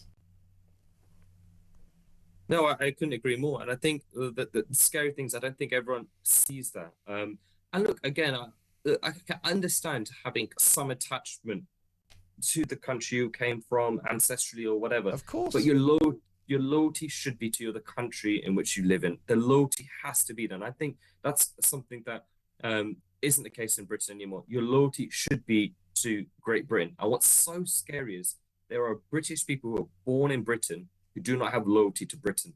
So, and I think that is alarming. I think that should be so alarming for so many people. Your loyalty should be to Britain. British people should have a loyalty to Britain. The fact that that's not the case, again, it's I don't want to sound too negative and too doomsday stuff, but I think it is scary, and I think there needs radical change. There needs radical reform, and I think that's why Reform are polling so well. That's why people are rightly so interested in Restore and Rupert Lowe, and I think that something has to change drastically, and I think that's why they are leaning towards something that's not happened before.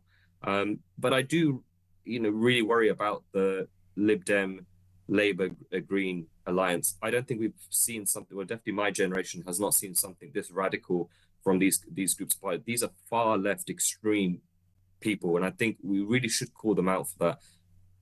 Well, indeed, what they would like to do is accelerate this act of economic and cultural suicide that we've witnessed in the last 2 decades, Sunil. Is the elephant in the room here Islam?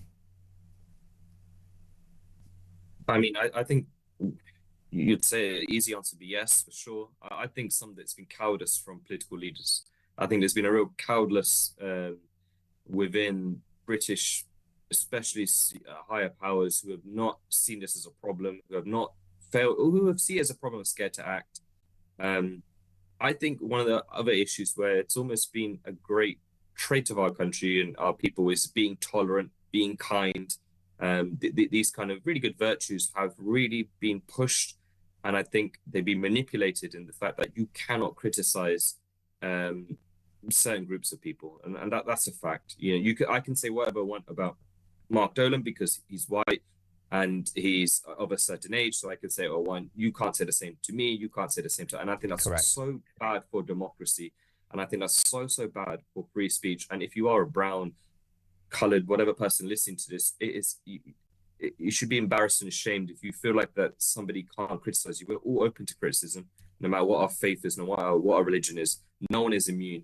And I think it's scary, and I think it's embarrassing if you are either a white person too scared to criticize, or if you're a colored person who gets offended by it, you are open to criticism, just like all of us are. Most definitely. And if your argument winds up receiving the response of labels and abuse and anger, well, then you have no argument at all. If you have a strong view, you ought to be able to defend it in a diplomatic, coherent and calm way, which, of course, we've done, Sunil, and no two people think the same.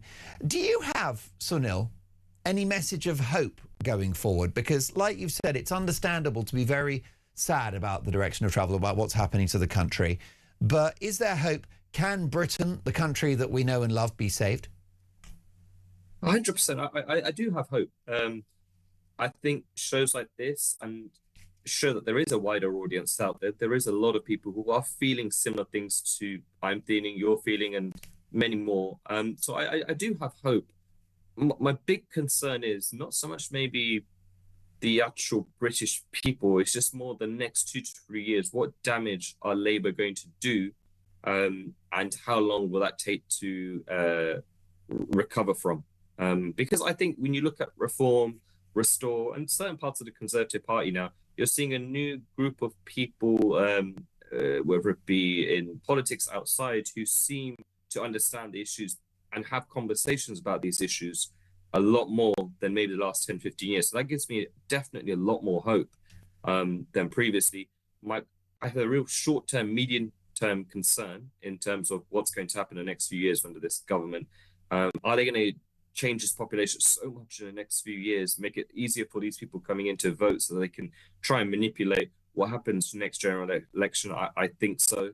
But I think what gives me hope is there are lots of people, you've had some voice notes in this show and regularly on the show, people who are sick and tired of what's going on in this country. So that gives me hope that there are many more people out there who are frustrated. I just hope, whether it be Reform, Conservatives, Restore, don't kill themselves within their own parties and end up fragmenting the right or fragmenting the vote. But I think that's a problem for the future. I think short term to medium term is what damage is this Labour Party going to do to this country? Well, your podcast is becoming one of the most important political and cultural podcasts in the country. You've had some very big names on recently. Chris Rose, Lawrence Fox, Emma Trimble, Zuby, who's got a huge following. And you've even done a royal special with Kinsey Schofield. It's an incredible podcast. I would urge my viewers and listeners to treat themselves this Easter weekend with Rational Voices with Sunil. More power to you, Sunil. We'll catch up soon. Definitely. Thank you, Mark. Fantastic. Thank you. What an important and fascinating conversation that was.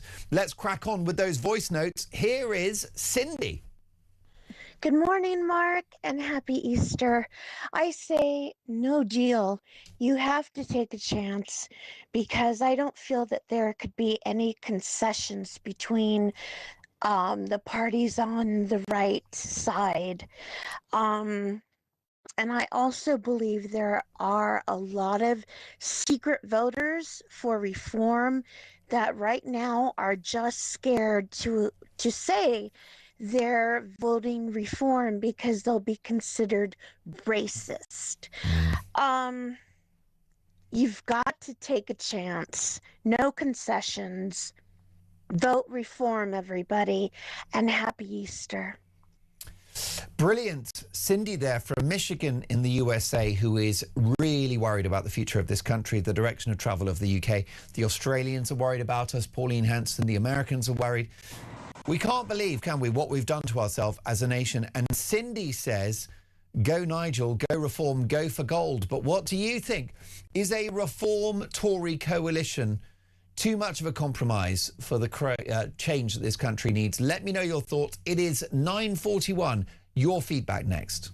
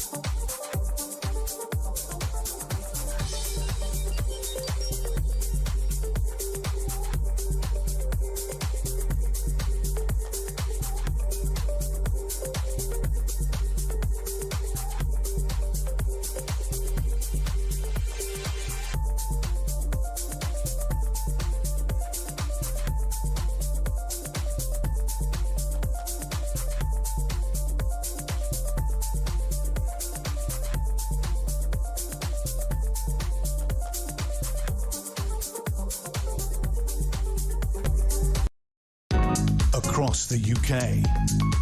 On DAB+, on your smart speaker, on your smart TV, and on your side. This is Talk. Well, a huge response to the Easter message, an exclusive Talk Breakfast Easter message from Bishop Kai Dewar. And Ellie says, good morning, Mark. I love Bishop Dewar. Please say hello from me. I met him and he blessed me at one of the UTK rallies he spoke at. What a wonderful man. Happy Easter to all at Talk. David, hi, Mark. What an enormous amount of common sense spoken by the Bishop. Perhaps King Charles could take a leaf out of his book. And also, Paul in Chislehurst, can you confirm the details for the Bishop's Easter message on YouTube? Yes, of course I can, Paul. 4 p.m. And that is today on YouTube. Search Bishop Dewar and up he will pop. And Rick has messaged the show, who does not get enough love because Rick's been messaging the show an awful lot and hasn't had the feedback. So, Rick, can I thank you for listening to and watching the show? And I'll keep an eye out for your name to make sure that your common sense resonates across the land and across the world next time I'm on air. So, Rick, thank you for that. Speaking of feedback we need to get to, let's hammer through some voice notes. This is Liam. Good morning, Mark. It's Liam in Kent here. Just with regard to one of your last voice notes from that gentleman with regard to infectious diseases. Well, living down here in Kent, I know that Manson Airport is just 15 miles from Canterbury. Now, just pass your mind back a few weeks ago, where was the outbreak of meningitis? Yeah, from a nightclub in Canterbury. In Canterbury, there are 3 hotels housing these illegals. There's also a lot of HMOs housing them. I've also seen for myself bags of bed linen with the word scabies written on a piece of paper next to the bins. These guys are dangerous. These guys are dangerous. It must stop. Deport the lot. Cheers. Thank you for that. Yes, I've seen those images of bags labelled scabies. I do not know the veracity of those photographs, but there's clearly a problem. Let's call a spade a spade. It's a nightmare. It's an economic disaster. It's a societal disaster. It is a health disaster. It is a national security disaster. It is a safety of our citizens disaster. Stop the boats. How hard can it be? And get legal numbers down to very low levels. And yeah, can we have high quality immigration? I'm pro-immigration. So let's have some engineers from Singapore. Let's have some doctors from Africa. Let's have some computer scientists from Japan. And let's have a policy that we used to have and normal countries still do have, which is to welcome people who are either genuinely fleeing persecution or folk that will enhance the country. Look at Rishi Sunak's family. They came here, ran a chemist shop, pharmacy, all that stuff, and they worked hard and they produced a son who became Prime Minister of this country and has put in more than he took out. I know he wasn't perfect, Rishi, but that's a successful example of immigration. Is it not? My own parents came to Ireland in the 1960s and ran a pub, employed people, contributed taxes, raised 4 kids. Here I am on the radio, thanks to this great country, a country that my parents and Rishi Sunak's parents never sought to change. Let's take a voice note from Brian. Good morning, Mark. Brian here. Got to disagree with Mr. Barnes there. And I think he doesn't believe all this conservative nonsense himself. You can tell when someone's talking claptrap when they're sitting in their seat and it's like the seat's been electrified because he's jumping about in it. He's become so incoherent that some of his sentences didn't even make sense. Now, the Tories, since 2010, they did nothing to stop the Quangos. They did nothing, which are undemocratic, yeah? They did nothing to stop the lobbyists. They have been as far left as the Green Party, net zero, pro-immigration. There is no way that I'm going to have anything to do with the Conservative Party. If decent people that are small C Conservative come over to Reform, I will embrace them. But the rest of them, Lib Dems and Greens, disgusting. Stay with Reform, folks. Well, Brian, I hear you. I hear you all day long. The question you've got is, do the Tories and Reform cancel each other out and keep Labour in with the help of not just the Lib Dems, not just the SNP, who are mad because they think a male rapist can be in a woman's prison, but the leader of the Green Party? Captain Cleavage himself, Zach Polanski. You couldn't make it up. More of your feedback next. This is Talk Breakfast.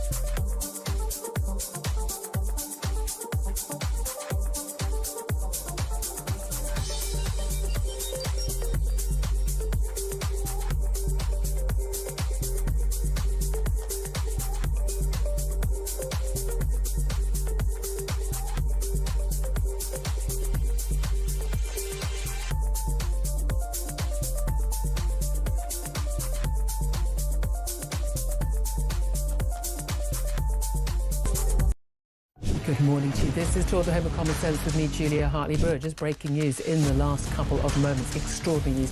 Not just that the police have arrived at the Sandringham estate where Prince Andrew, as was now Andrew Mountbatten Windsor, is currently living since being thrown out of the Windsor estate. The police have arrested Andrew Mountbatten Windsor. It's an extraordinary revelation. And certainly what's been contained in the Epstein files as released in the last few weeks. It's his 66th birthday today.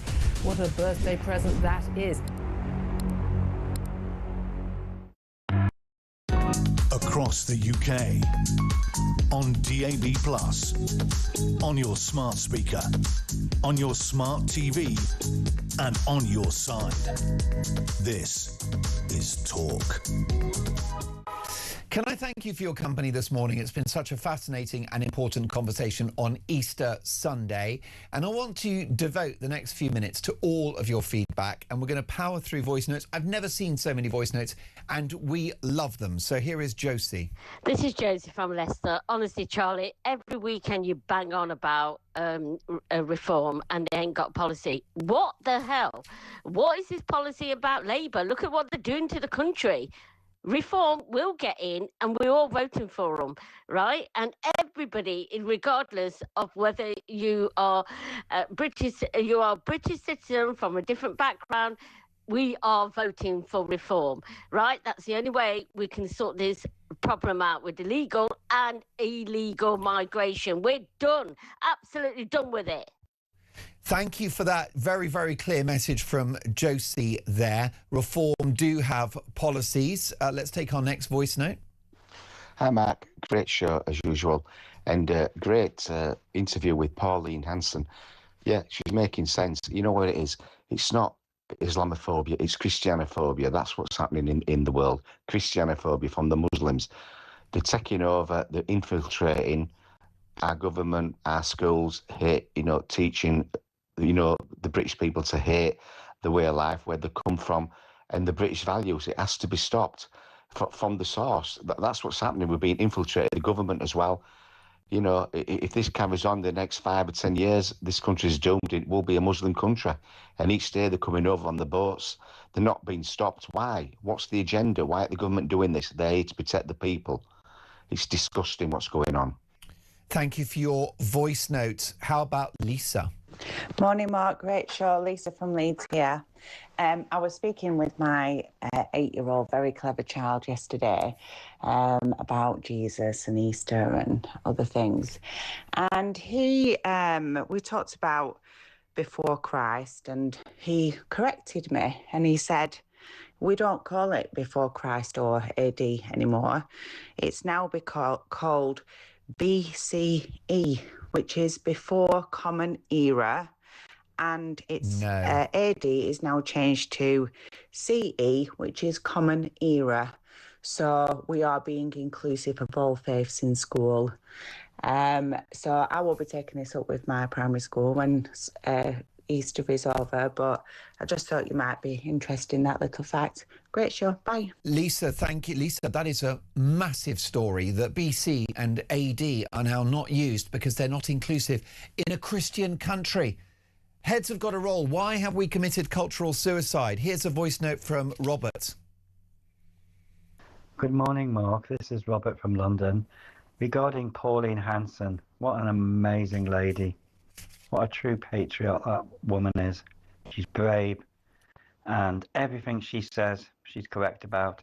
My daughter lives in Australia with her husband, who is Australian himself, and they have 5 grandchildren, and they are very much huge supporters of Pauline.